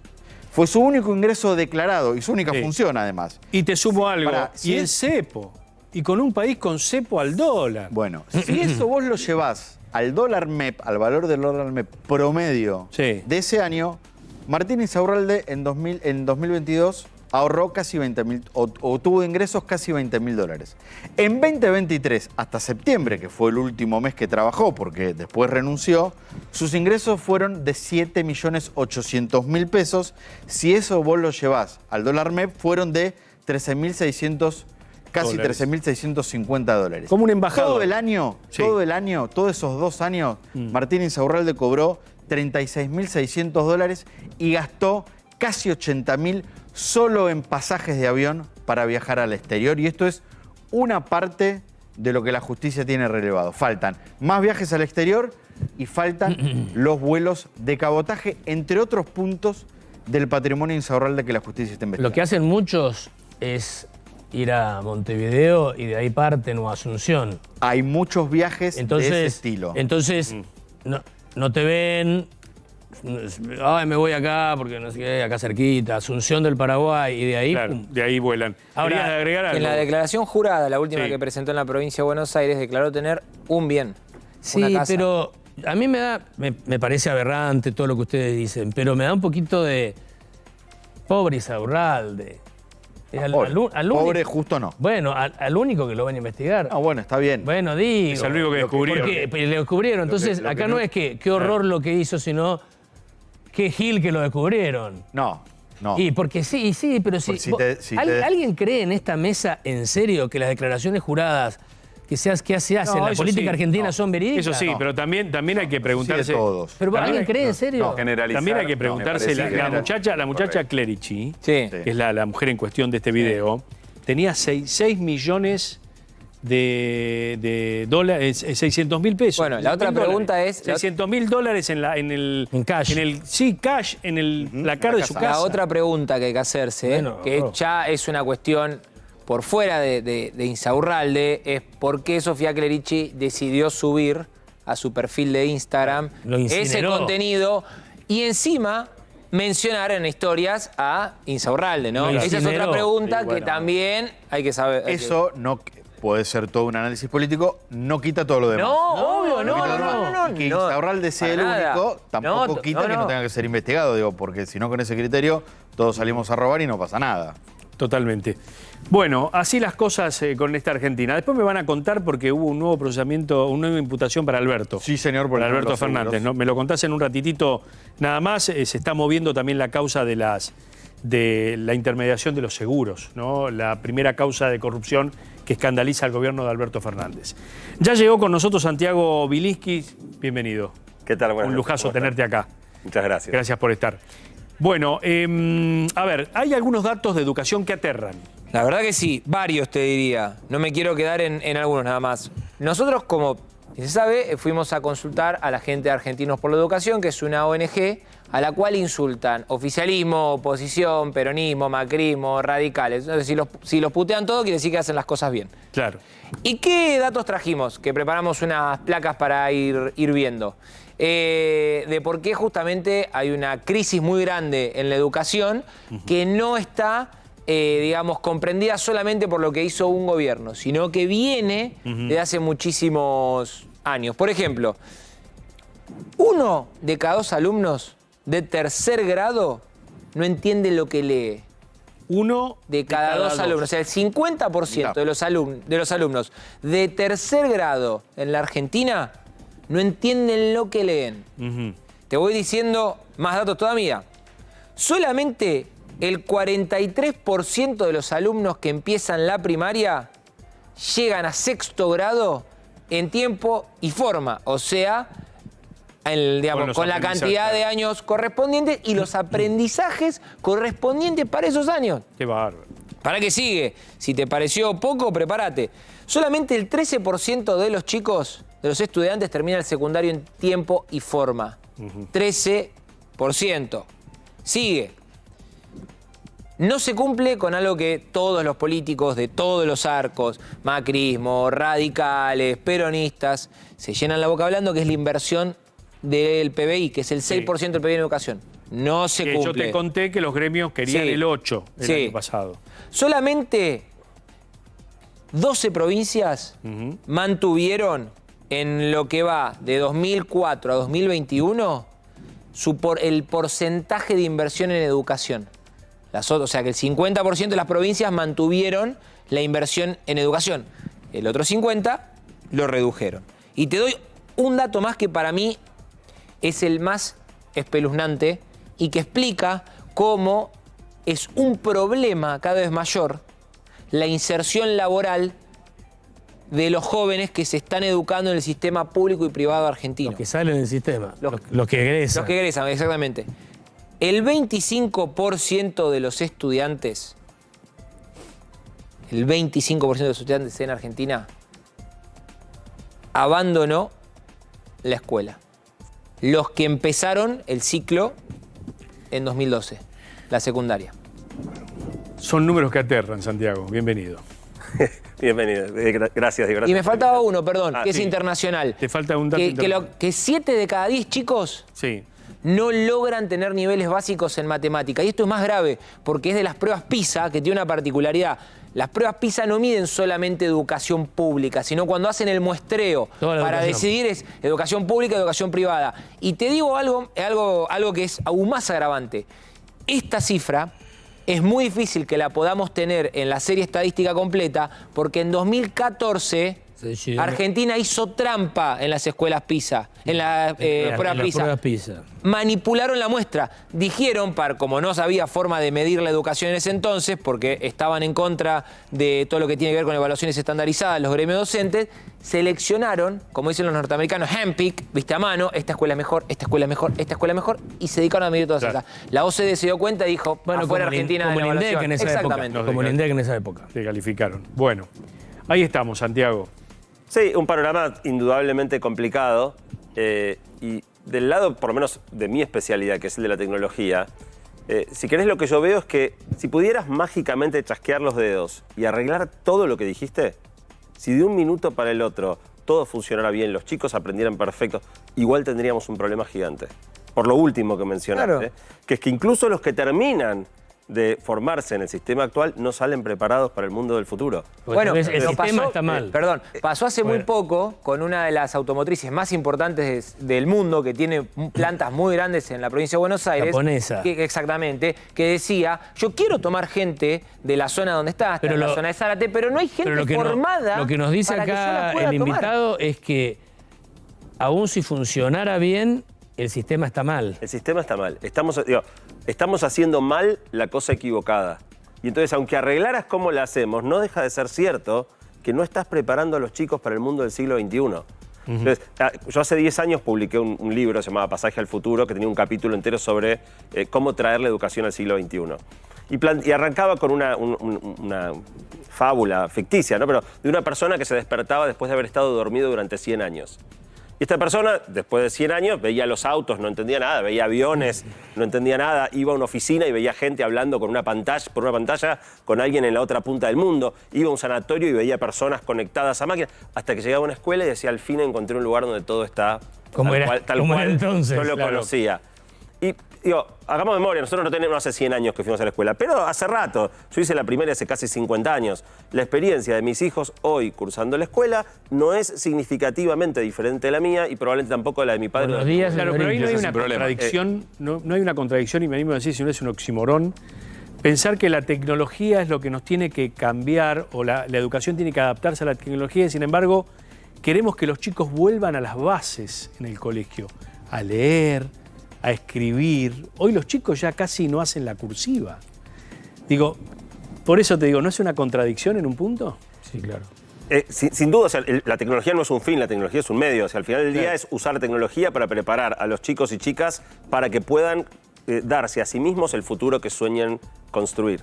Y eso hoy está completamente roto. Entonces, más allá de que hay enormes problemas, digo, un país con 50% de pobreza, digo, las escuelas en buena medida son un espacio de alimentación. Los docentes están sumamente mal pagos, la carrera docente está muy desprestigiada, la formación docente, digo, problemas son miles. Ahora, fíjate que en definitiva lo que termina pasando es que en áreas de tecnología está todo patas para arriba. Déjenme hacerles un pequeño juego. ¿Cuán seguido les pasaba a ustedes que sus padres les pidieran ayuda? Todo el tiempo. No que los mandaran, no que te mandaran a hacer un mandado. Para entender cuestiones básicas, el paquete de Office, ¿cómo hago para... Sos demasiado joven. Claro, ¿cómo hago para configurar un mail? Le pregunto a los mayores de la sala. Soy categoría 89, disculpe. A ver, nunca. Era todo lo contrario. Nunca, lo sumo, andar al almacén y comprar un litro de leche. Maestros. Tampoco había tanta tecnología. Bueno, a eso voy. Ahora, ¿cuán seguido les pasa ahora a ustedes que dependen de sus hijos para que les resuelvan problemas? Perdón, yo me sentaba con mi papá a leer el diario y mi papá me enseñaba a leer el diario.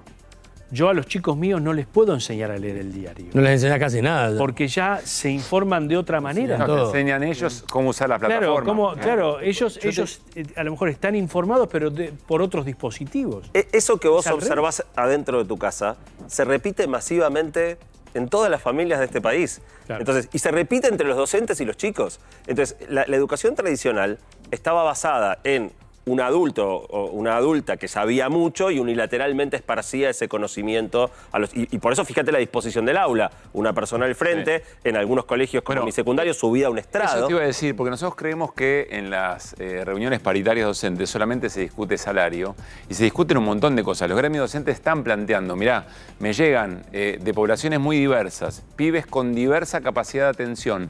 Quizá se necesita más de un docente. Separar, trabajar de otra manera, que la dinámica de aula sea distinta y las capacidades de cuánto tiempo logran prestar atención a un texto o a una explicación también cambió mucho. Eso no está en discusión. Cada vez que hay una discusión paritaria pareciera que todo fuera salario. Por supuesto que lo que pasa es que tipos como Baradel desvirtuaron muchísimo todo lo que sea la lucha de muchísimos sindicatos que no hay que generalizar, están buscando que los docentes estén mejor. Ahora, Baradel con su politización... Trajiste un tema importantísimo con esto, que es las redes sociales están haciendo trizas la capacidad de atención y de concentración de chicos y grandes. Sí. Este consumo. Por los famosos algoritmos. Claro, bueno. Que son adictivos. Yo hago mucho contenido para TikTok. ¿Cuánto mira en promedio una persona antes de decidir si va a mirar? 5 segundos, 2 segundos. 2. Claro.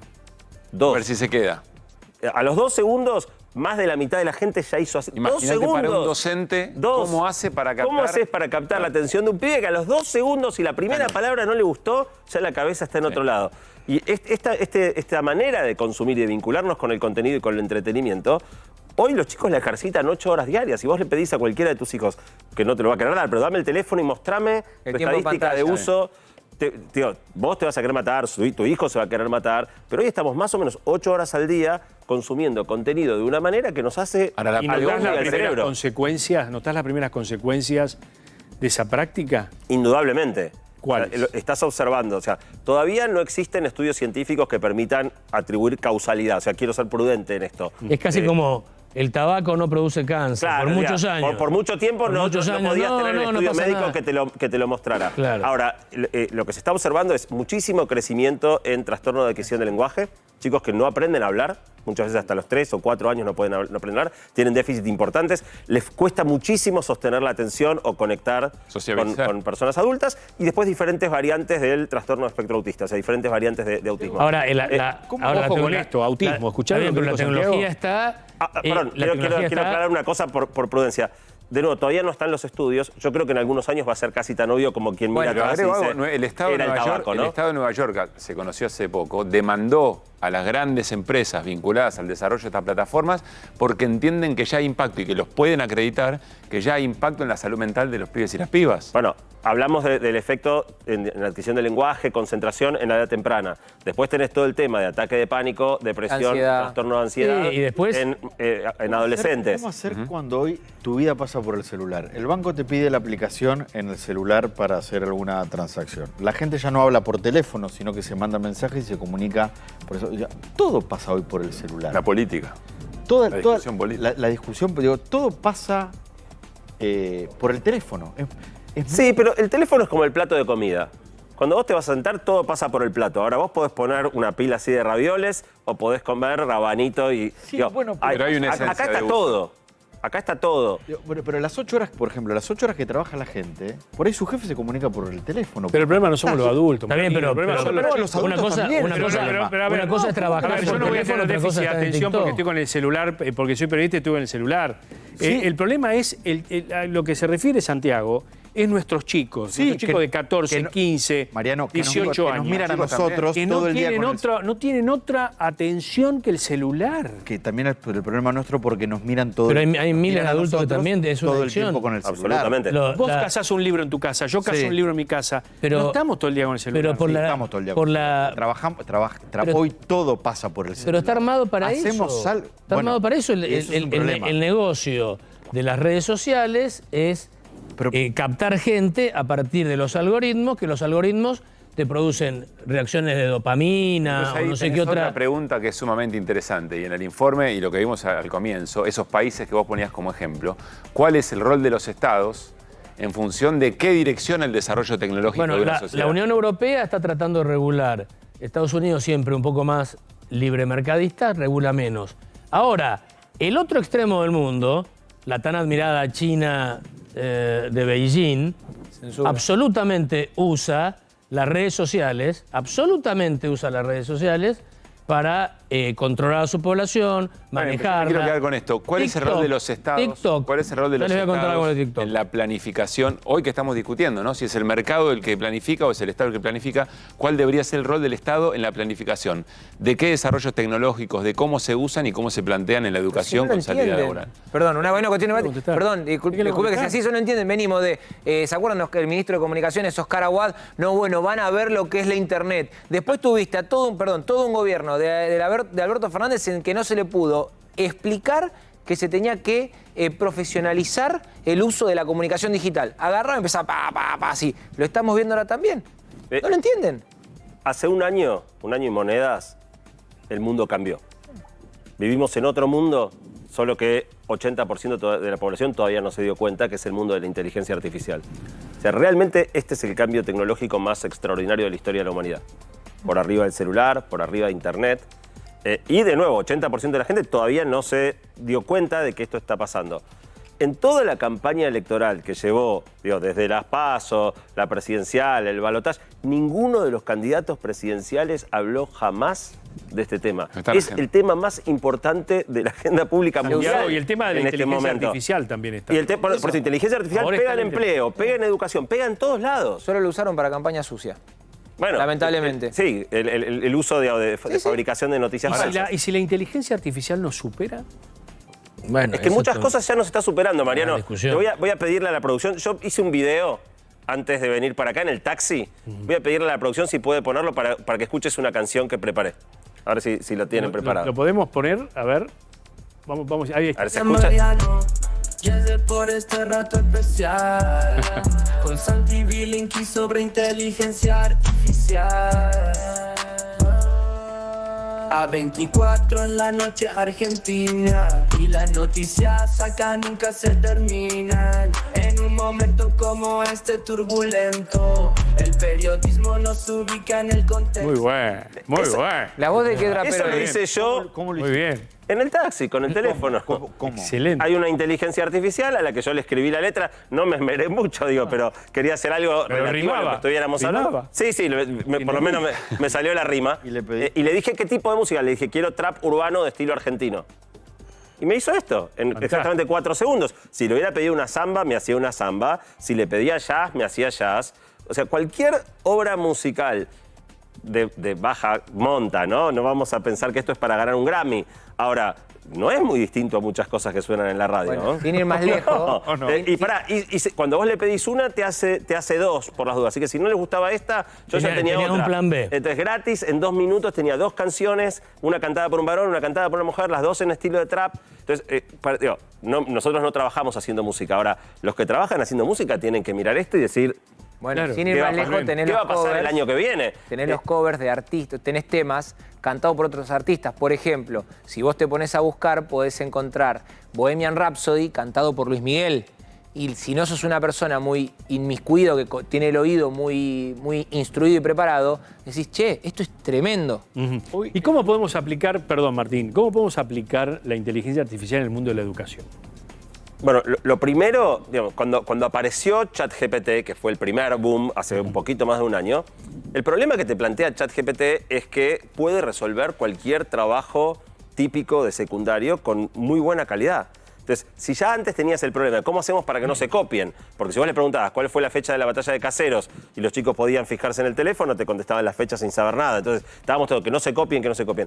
Ahora, si vos le das cualquier trabajo y los chicos pueden acceder a ChatGPT, te hacen lo que les pidas. Y mucho mejor que el chico. Bueno, ahí tenés, si no saben usar bien ChatGPT, se van a sacar un 6. Ok. Si lo saben usar bien, se van a sacar un 10. Bueno, Con lo cual el desafío y si lo usan demasiado bien... Pero está bien, es la calculadora. Cuando apareció la calculadora, todos decían, no van a saber sacar cuentas. Y los chicos no saben sacar cuentas, pero saben lo que significa, saben utilizar la calculadora para hacer cálculos más importantes. Sí, no, déjame ponerte un ejemplo. Si yo te digo que cierres los ojos y visualices, salís del canal, agarrás por Fitzroy, vas hasta Córdoba, hablás a la derecha, cruzás Dorrego, llegás a Jorge Newbery, vos vas en tu cabeza te vas imaginando todo lo que te digo. Doblás, agarrás a Álvarez Thomas, El Cano, por decirte algo. ¿Vos podés imaginar eso? Sí. Bueno, vos le pedís a cualquier chico menor de 30 años y no tiene idea, no tiene idea de qué le estás hablando. Ok, porque Claro, todo... porque sacaron registro cuando ya existía Waze. Claro. Entonces, ¿cómo aprendió a manejar un chico o una chica Bueno, pero en los sabe, últimos pero sabe 10 otra años? cosa. En 200 metros dobla a la derecha. No, está bien, te quiero decir. Pero sabe otra cosa. No es valorativo, es Está bien, descriptivo. pero sabe otras cosas. Capaz que nosotros usábamos neuronas a la reverenda macana en cosas que ahora no hacen falta usarlas y se pueden usar para otros Pero, estadios de Luis, pensamiento. ahí es el sentido de qué sociedad estamos buscando. Quiero volver un cachito más atrás, porque nosotros vamos oscilando de modelo económico en modelo económico. Entonces, para un gobierno, la producción de riqueza tiene que ser la libre exportación de bienes primarios. Viene otro y dice, no, es un desarrollo industrial. ¿Cómo haces para vos pensar un proceso educativo con un sentido de que después tenga una inserción laboral en función de un proyecto de país si ese proyecto de país no está tironeado permanentemente? Porque me imagino que hay un vínculo ahí. Ya no, me parece... Bueno, perdón. No, la única manera de arreglar la educación es hacer 25 años lo mismo.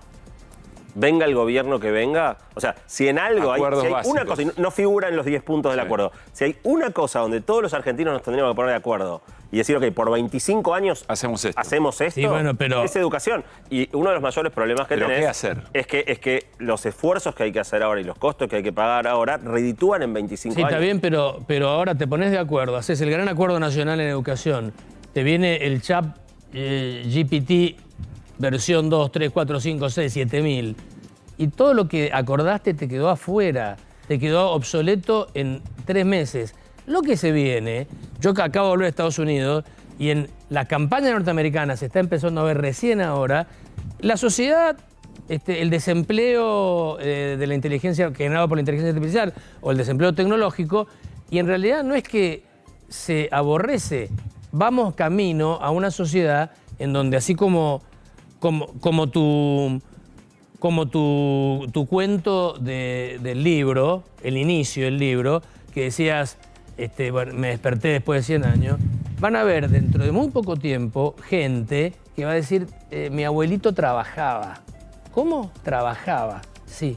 ¿Sabés qué? Se levantaba todos los días a las 6 de la mañana, tomaba un tren, iba a un lugar horrible que se llamaba trabajo, con un montón de gente que no tenía nada que ver, con un jefe, le pagaban re poco y estaba 8 horas ahí y después volvía en tren.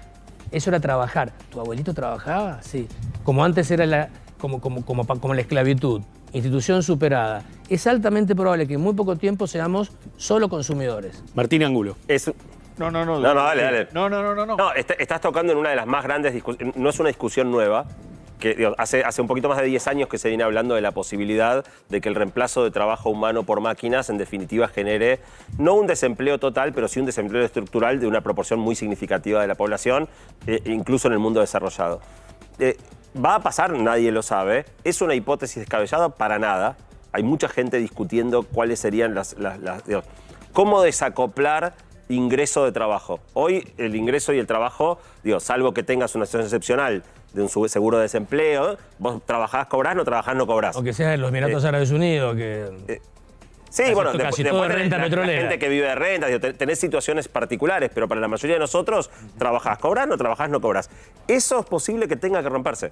Exacto, esa es la discusión ahora en el mundo. Sí, y está pasando en el mundo capitalista, porque parece un concepto propio del siglo XX. Que haya un ingreso único universal, un ingreso universal, y que de alguna manera se distribuya, se le coloquen impuestos a los robots para que poder generar una... Esa fue una propuesta de Bill Gates. O sea, es interesante lo que está pasando en Silicon Valley. Silicon Valley hoy es el liderazgo de pensamiento tecnológico del mundo, y tenés dos bandos muy marcados.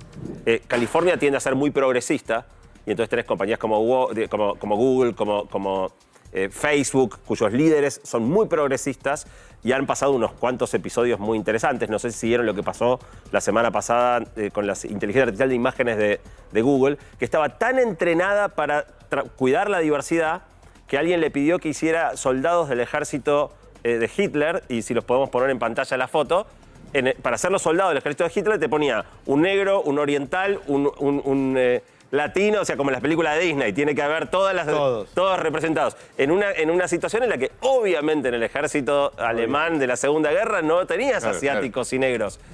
Pero está en la presión que la inteligencia artificial tiene hoy en día por retratar un mundo diverso de acuerdo a las expectativas progresistas. Porque está programada así, así. De hecho, cuando saltó esto se armó un escándalo, y un empleado puso en X, en Twitter, que acababa de ser despedido, y que su puesto era el darle una tónica woke a la inteligencia artificial de Google. Y lo echaron porque se armó. Se confundió. Esto es más artificial que inteligente.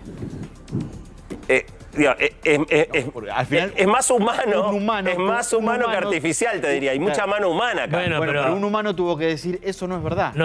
Eso no es verdad. No es muy inteligente el que programó eso. Bueno, lo que pasa es que es un ideologizado que confunde la inteligencia artificial. Ahora, en la vereda de enfrente tenés a Elon Musk, que tiene la posición, en la grieta está en el polo opuesto y está haciendo su propia... Entonces, ahora vamos a empezar a tener una guerra ideológica de inteligencias artificiales, donde todo lo malo de la grieta y la polarización lo vas a tener trasplantado a los sistemas. Santiago, a mí me gustaría volver al foco de la educación, volver a nuestros chicos, ¿no? A nuestros chicos de todos los días, y preguntarte, vos como emprendedor, como un hombre que sos un referente en esa materia, ¿ves que toda esta distracción que tienen los chicos con la tecnología, vamos a llamarle distracción, para hacer a menos, si puede ir contra la actitud proactiva en un futuro de ese chico?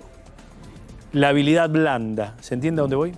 Absolutamente, y es lo que te decía, si bien todavía no están los estudios que permitan establecer la causalidad, está pasando y está pasando hoy de manera muy seria.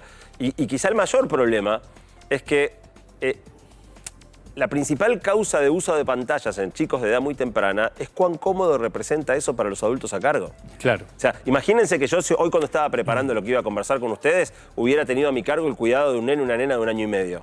Claro. Cada 2 minutos te demanda atención, no, pará, le das un juguete, a los 2 minutos te demanda, no. Le das un celular y el pibe no jode más por 2 horas. Pero yo lo ato con lo que decía recién Rosales, que es muy interesante, esto de mi abuelito trabajaba y demás.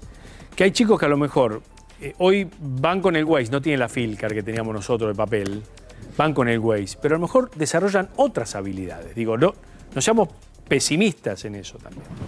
No, está claro, cada tecnología que vos usás suprime habilidades anteriores. Y algunas están muy bien perdidas. Déjame ponerte un ejemplo que mencioné. El año pasado yo saqué un libro con Mariano Sigman que se llama Artificial, que es sobre todo este tema. Y ahí pusimos un ejemplo que a mí me parece divertido.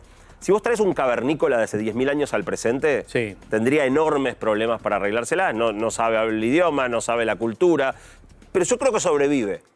Si en vez de traer a alguien de hace 10.000 años al presente, vamos nosotros 10.000 años atrás, no duramos 10 minutos.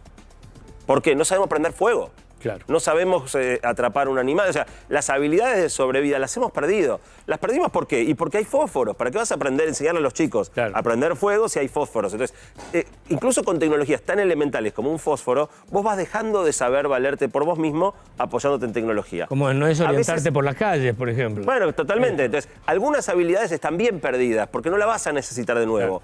Otras, como la capacidad de razonar, que es algo que ChatGPT te promete hacer por vos, si vos le delegás tu razonamiento a ChatGPT, en algún momento vas a dejar de saber razonar. Pero déjame ponerte una visión más filosófica, algo que me pasó a mí con Waze. Yo lo uso mucho, Waze. Me subo al auto, lo conecto y me dice por dónde tengo que ir. Hoy es un automatismo, como me pongo el cinturón de seguridad, me pongo Waze. Escribiendo el libro con Mariano, me di cuenta de que en este automatismo estaba perdiendo algo muy importante. Estaba incorporando como propia la premisa de la aplicación de que siempre el objetivo es llegar más rápido. Y muchas veces estoy apurado, a veces necesito, pero otras veces no. O sea, había perdido la pregunta de ¿qué quiero hacer hoy? ¿Qué camino me gusta más? Claro, estoy apurado, tengo ganas de ir por un camino lindo, escuchando música. Esa pregunta ya no estaba más, era subirse al auto y correr para ganarle 2 minutos al Waze. Entonces, el uso de tecnología va suprimiendo aspectos humanos que son muy importantes. Algunos sí, otros no. O sea, no se trata de ponerse nostálgico y tratar de defender como éramos en el siglo XX. Pero tampoco, perder ciertos rasgos que son muy importantes en el proceso de Ahora, va a ser más rápido que lo que todos creemos. Viene aceleradísimo. 5 años. Por eso, entonces... 5 años. No es que estamos hablando de ciencia ficción, de... Pensá que Internet ya tiene 3 décadas, Internet tiene 30 años y todavía tenés a todas las compañías viendo transformación digital, cómo me acomodo Internet. Recién Inteligencia incorporamos no el te va a dar ese teletrabajo, tiempo. recién incorporamos En 5 años, las personas que no sepan usar ese tipo de herramientas para su práctica profesional van a tener serio problema para laburar. Y todavía gente sin acceso a Internet, a pesar de los 30 años. Bueno, ni hablar, es Argentina. No, en el mundo. En el mundo. Fuera de Argentina, más todavía que en Argentina. Pero... Santiago, la verdad que un placer tenerte acá y escucharte. Un gusto. Muchas gracias. Siempre un placer. Gracias por la invitación. Gracias. Muy bien. Bueno, 22:43 minutos. En un ratito llega Babi, Ya se viene Basta Babi aquí con todos ustedes y todo el equipo. Pero atención porque recién lo adelantábamos. El expresidente Alberto Fernández con una nueva imputación en la justicia. Correcto, Mariano, exactamente. Por la causa de los seguros, Alberto Fernández sumó hoy una nueva imputación de parte del fiscal federal de Comodoro Pi, Ramiro González. En este caso, exclusivamente por lo que fue la contratación de seguros en ANSES. Si bien la primera imputación de la semana pasada también hacía referencia a los seguros en ANSES, era más amplia para que se investigue si esta maniobra había estado presente en otras áreas del Estado. Esta concreta la presenta el Gobierno Nacional a través de la ministra de Capital Humano, Sandra Petovelo, en donde apunta a que quien era titular del Fondo de Garantía Sustentable de Jubilaciones de ANSES llevó adelante una maniobra en la contratación de seguros por créditos para jubilados con intermediación por comisiones muy elevadas de las que se pagaban en el mercado a favor de broker. Por lo tanto, con esto Alberto Fernández suma su segunda imputación que implica lo mismo que la primera. Y esto significa que va a ser investigado respecto de lo que se denunció. Todo va a quedar ante una misma causa que la tiene el juez federal Julián Ercolini, que ayer contamos que ordenó una serie de allanamientos, concretamente 6, a los primeros imputados en la causa, entre ellos el broker Héctor Martínez Sosa, esposo de la secretaria privada. El foro de atracción es Ercolini. Todo va a quedar en Ercolini. Es decir, el capítulo ANSES se abrió en otro juzgado y va a quedar todo... Ya lo tiene todo Ercolini también. Ajá. Ya tiene todo el juez Julián Ercolini. Le sumo un... Secuestró computadoras, celulares en los allanamientos de ayer y hoy le pidió a las empresas aseguradoras que presenten toda la información vinculada a estos contratos. Te sumo un dato. Sí, dale. El expresidente Alberto Fernández hace un rato nada más terminó una reunión, un encuentro con Andrés Manuel López Obrador. México.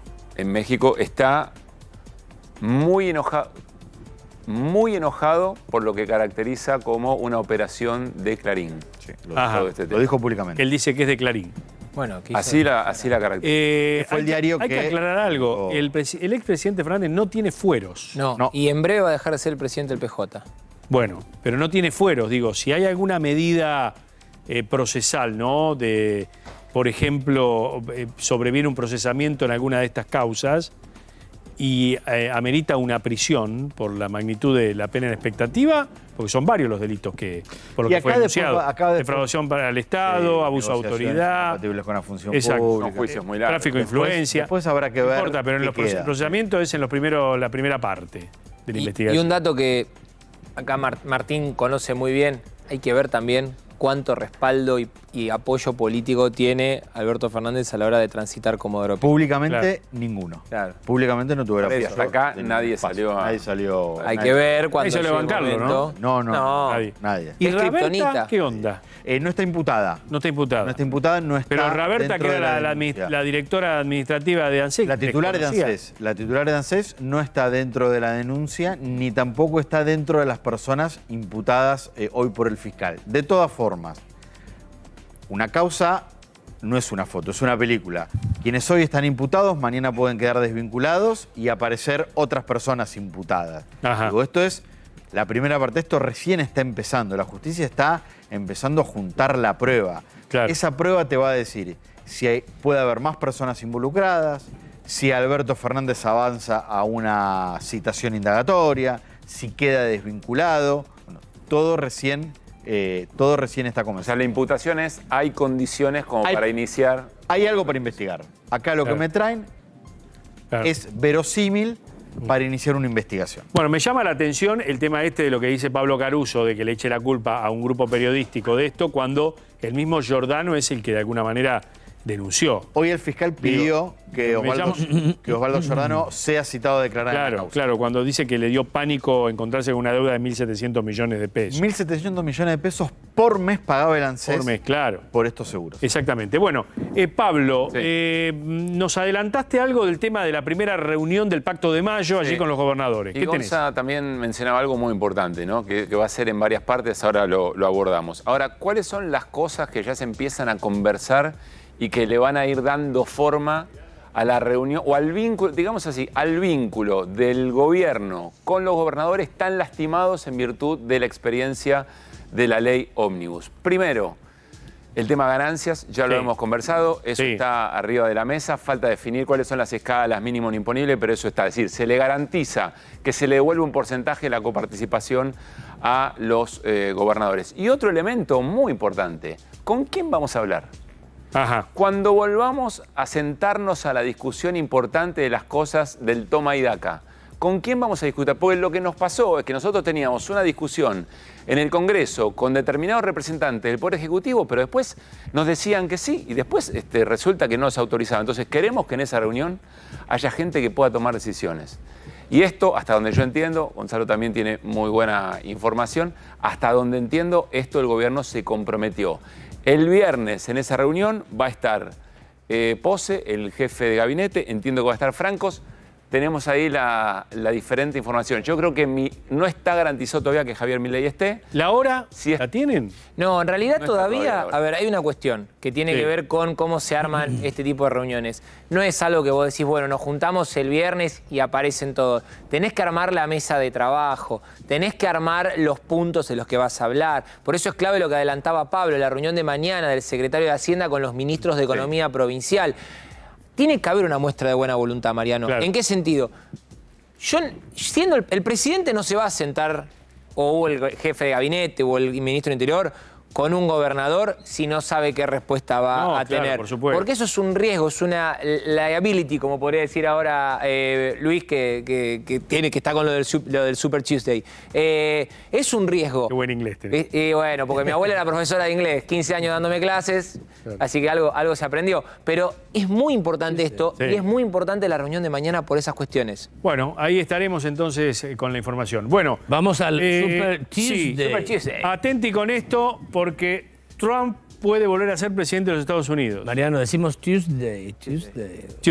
Y yo te digo Trump. Bueno, Trump. Bueno, está arrasando Trump en este momento. Ajá, en la interna republicana. Mirá, hay, ¿por qué Super Martes?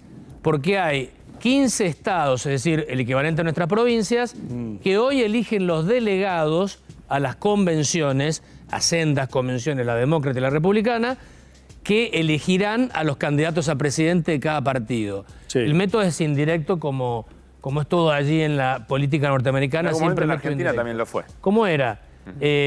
Pero estos son los delegados para los candidatos. Después van Para la interna. los electores. Mira, ahí tenés el mapa de los estados. Están en juego en total 595 delegados a la Convención Republicana y 859 delegados a la Convención Demócrata. Pero donde hay alguna interna, algún atisbo de interna, es entre los republicanos, entre el expresidente Trump y la gobernadora de North Carolina, Carolina del Norte. Carolina del Norte, perdón, y ex embajadora de Trump en las Naciones Unidas, Nikki Haley. Y según lo que estoy viendo, lo que están empezando a publicar los gobiernos norteamericanos, todavía no cierran los comicios, cierran de lo más variado, diferentes estados, viste que es bastante caótico eso. En los estados que ya hay, ponele, Carolina del Norte, 47% contado, la diferencia de Trump es de 50%, es decir, le saca 50 Pero puntos. ¿se puede decir, Luis, que quien gana hoy la interna en cualquiera de los dos espacios Casi, ya está. gana la interna? Es el O sea, quien candidato. gana Pero hoy todavía no. Pero Biden no tiene un contrincante. No, que- pero tiene que ir ganando electores. Está bien, pero digo, ¿quién le hace disputa sombra? la... Nadie. No, él hace sombra. Nadie. ¿No estaba Michelle Obama ahí? No, todavía no. Va No. a pasar lo siguiente. Va a llegar Biden a la convención con la Sí. mayoría de los delegados. Sí. Ahora, es probable, dicen algunos, que por razones de salud y qué sé yo, tal vez los demócratas decidan que él decline y le entregue los delegados a otro Que candidato. puede ser Michelle Obama. Puede ser Michelle Obama. Hillary está fuera ya. Hillary está fuera. Ya está fuera. Hillary está fuera. Así que el día de hoy es un día que seguramente va a haber festejos en Mar-a-Lago. Algunos amigos que andan por ahí cerca me cuentan que están ya festejando en Mar-a-Lago, en la tomar algo. residencia, en el palacio, Claro. en el palacio en el que vive Trump en Ajá. la Florida, en Palm Beach. Parecería que se encamina, respondiendo a tu pregunta original, se encamina Trump por lo menos a ser candidato republicano y después es probable que le gane al presidente Biden. Gracias, muchachos. Mañana. A vos, Mario. Mañana, equipo de noticias, 9 de la noche. Gracias por habernos acompañado. Basta, Babi, ahora, ¿eh? Chao.